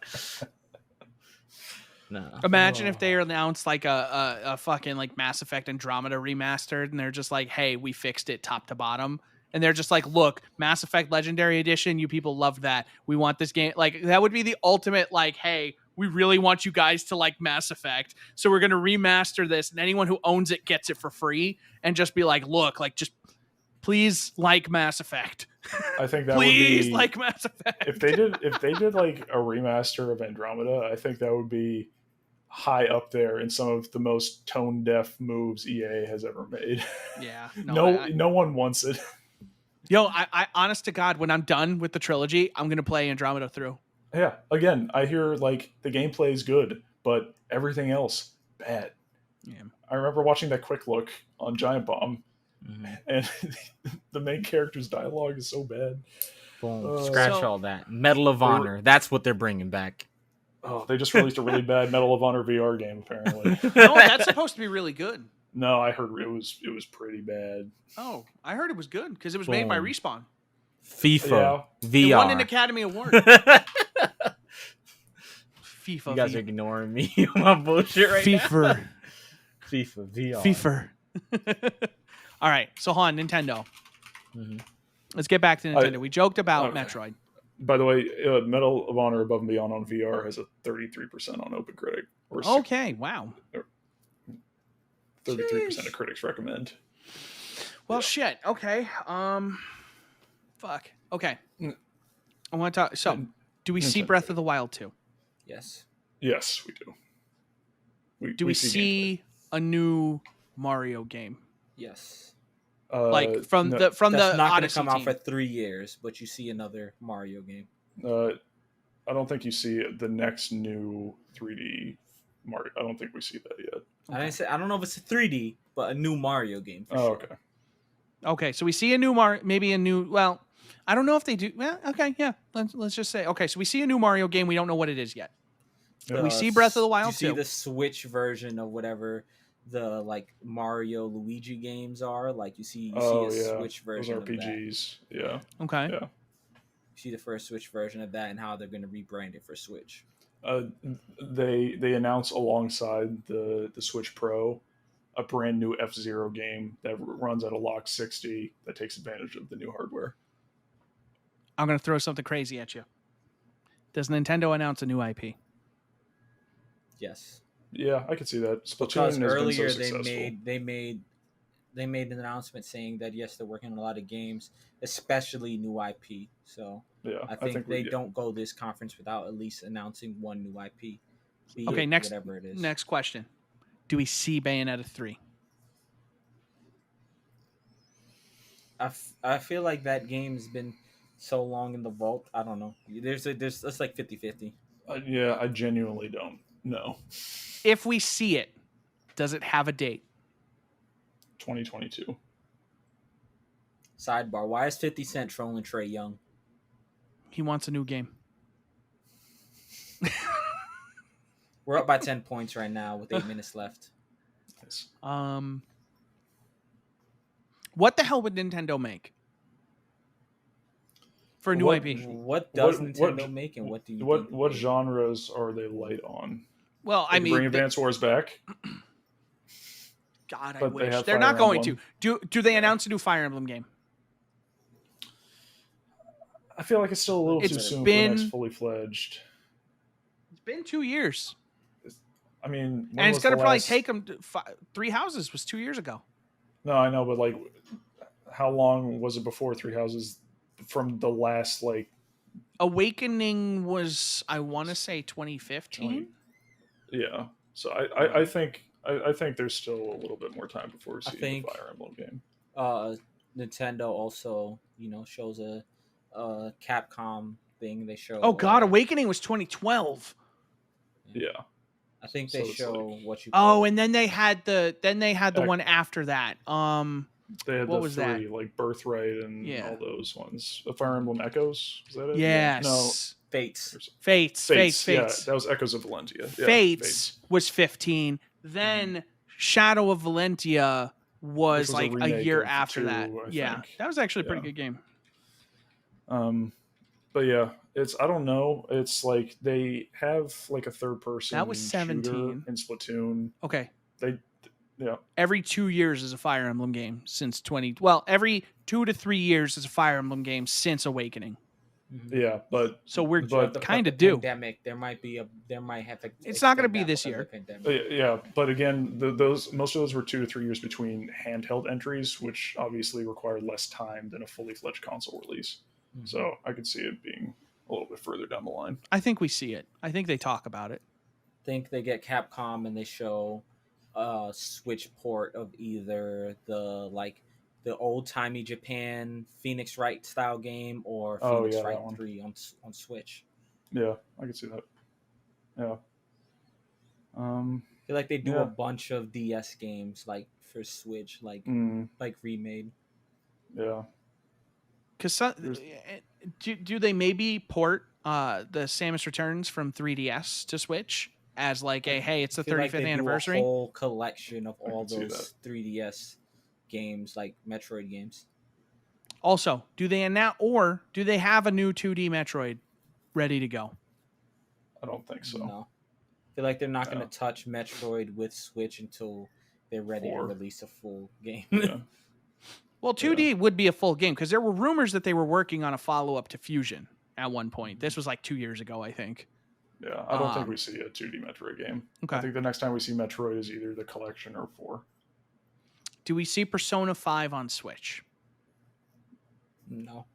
I don't think so. No, I think the main JRPG focus for them right now is Shin Megami Tensei 5, which is apparently supposed to come out this year, like it has every year since the Switch reveal trailer. If anything, I feel like you see what you call it.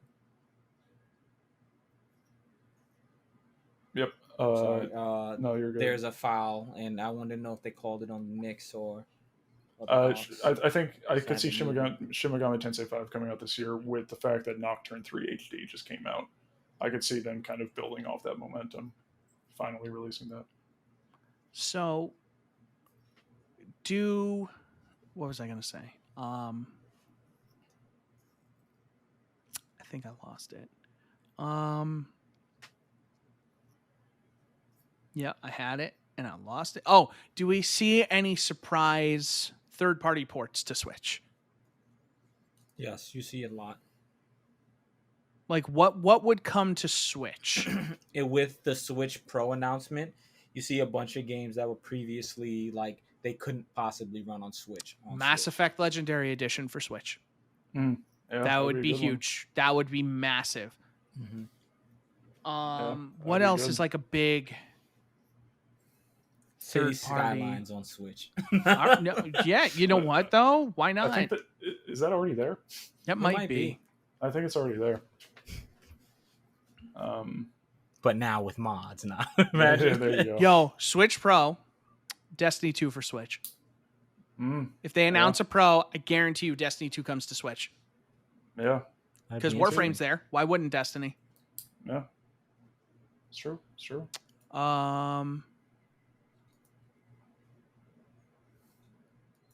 Yeah, I don't know what else you would like really bring right now. Maybe like Outriders. If it's a Switch Pro, maybe you bring Outriders. You bring a lot of those. I'd say Skyrim, but it's already there. You bring Apex. Apex is the Apex is there. Apex is there now. Yeah. It just doesn't run well. Yeah, I don't know. You bring Warzone. I mean, shit. Yeah, if it can run it, that'd be huge.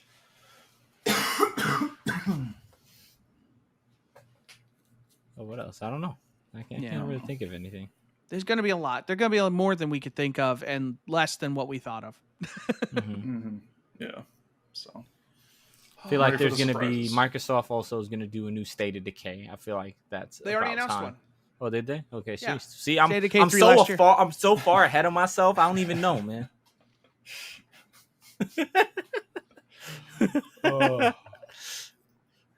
So two things. Listen, I don't want to get. Oh, I'm sorry. Go ahead. No, you're good. I was gonna say you see either a new expansion for Outer Worlds or whatever that team is working on for Xbox. Yeah, they're working on a RPG, like a Skyrim type game. I'm saying you see it. Oh, okay. That I could be down for that. I did want to talk about two things real quick. I keep thinking of more stuff. Like, okay, you see a new expansion for Sea of Thieves. You think they're still going to keep going on Sea of Thieves, or do you think they're going to keep working on Everwild? Content. Isn't it that content Everwild keeps or whatever? getting rejuvenated. Like people still play that game like pretty heavy. I think you see a big expansion for Sea of Thieves. All right.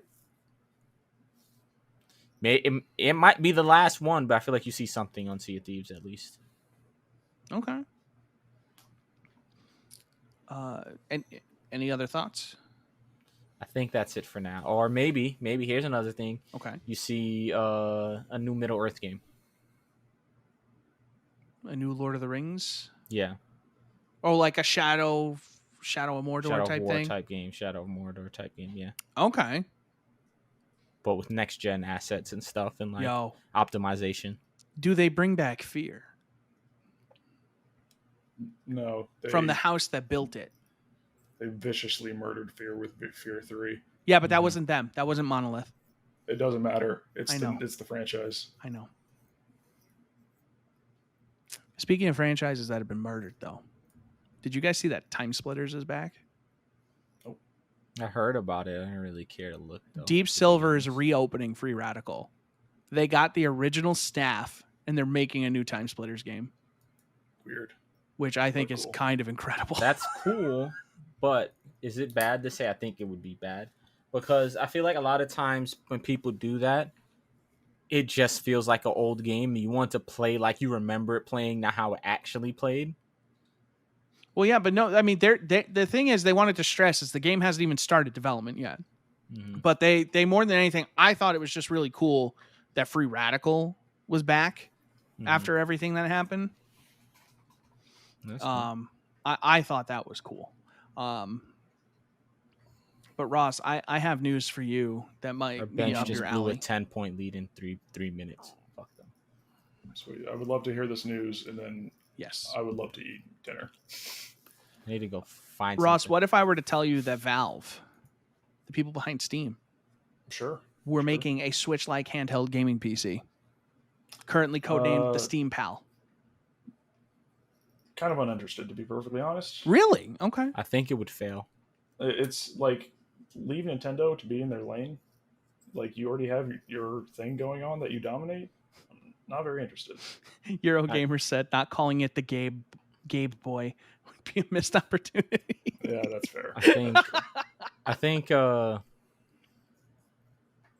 Steam's hardware previously has all failed pretty hard. I feel like there's going to be some weird thing with it. I feel like it's going to be outsourced to a bunch of companies, and there's going to be big No, variation Valve doesn't in the outsource. market. Valve makes the index in house. Okay, I don't know. Maybe not. I don't know. Well, I don't no, know. isn't that what the index? I was gonna You're say, thinking of the Vive. yeah, the Vive is The Vive is HTC. HTC, but Valve makes the index. And like the Steam Links, another hardware that kind of fizzled out. Stop making those. You can't even buy the controllers anymore, really.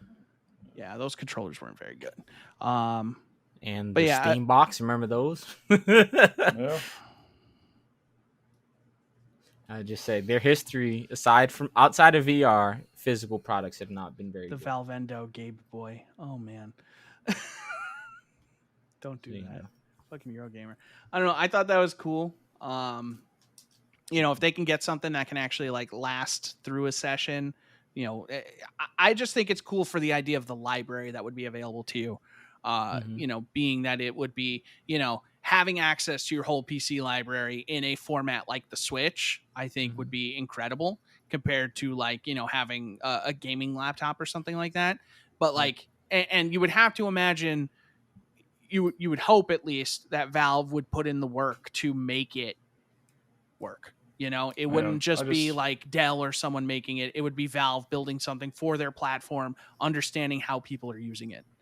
Yeah, I just don't see the kind of like power of modern games resulting in like any sort of worthwhile battery life on something like that, as compared to Nintendo, where a lot of their games are less graphically intensive, so you get a little more juice out of it. I feel like they give a kickback to devs yeah. to make a specific optimization for their game, or they double down on the indie game market and try to, make indie games really shine on that console. Yeah, and I feel like that whole concept is super charming from Nintendo, and it just kind of feels like PlayStation Move trying to be the Wii and catch up to that craze. It just feels kind of derivative. Fair enough. I just was curious your thoughts because I saw that and I was like, I might be interested in that for the right price. And because you'd be running it like probably like a 720p resolution, which would buy you back some frames and some power. And just the idea of being able to like, boot up Destiny, instead of having to like stream it to my phone or something and just being like, okay, cool, I'm going to go lay down, but I want to play Destiny and not have to set up a laptop in front of me or not have to have like my big screen on. True. I'm hopeful, but we'd have to see. I think if the price is right, and I feel like it really depends on what games they choose to showcase. Because I think the big thing too is AMD has their new APUs coming out later this year, the Zen 3 based APUs. So theoretically, you would have, because they're going to have the RDNA 3 GPU built onto that, or RDNA 2. Did I say 3 or 2? You said 3. I meant to say 2. Not RDNA 2. So like, theoretically, like at 720p, you'd have some real like graphical chops. Like you could be running games at 60 on something like that. So and without consuming a ton of power, which would be the huge thing. So I am cautiously optimistic on something like that. But we'll see what happens. We don't even know for sure that they're doing it, but it sounds like they're going to have talks. They said it could come as early as the end of this year. So we'll see what happens. Yeah. But I think that'll do it. Ross is a hungry boy, wants to go eat. Nat wants to finish watching the Knicks, see what happens there. Truly, Randall just converted off of Bogdanovic trying to, draw a foul. Like on the most bullshit play ever. 125. Ooh. And we're up by 9. Ooh. So much for 100 lead, huh? to 91. Ooh. No, because the Hawks are geared to score threes and threes only. So they could turn around a 10-point lead pretty fast. That's fair, but I believe in the Knicks. No, I believe in them. But my thing is, is I've seen crazier happen. Like I literally watched that 10-point lead go back and forth the past like fucking 15 minutes. Bounce back 10 points, 10-point swing. So 20-point swings in either direction, which has been kind of crazy. Fair enough. All right, but that's a wrap for this episode. I appreciate everybody being here. Appreciate you guys being here. And Sidebar, Ross, I just want to say Tatum is getting some valuable playoff experience. And best case scenario, he comes out Kobe. You know what I mean? He scored 50 the other night, right? Yeah, he's also not playing tonight because of a poke eye. So yeah, we're without Jalen or Jason. So it's going to be great. Sheesh. You might get some big taco minutes, though. I'm leaving now. Thanks for listening. Thanks for watching. We'll catch you next week. Bye-bye. Later.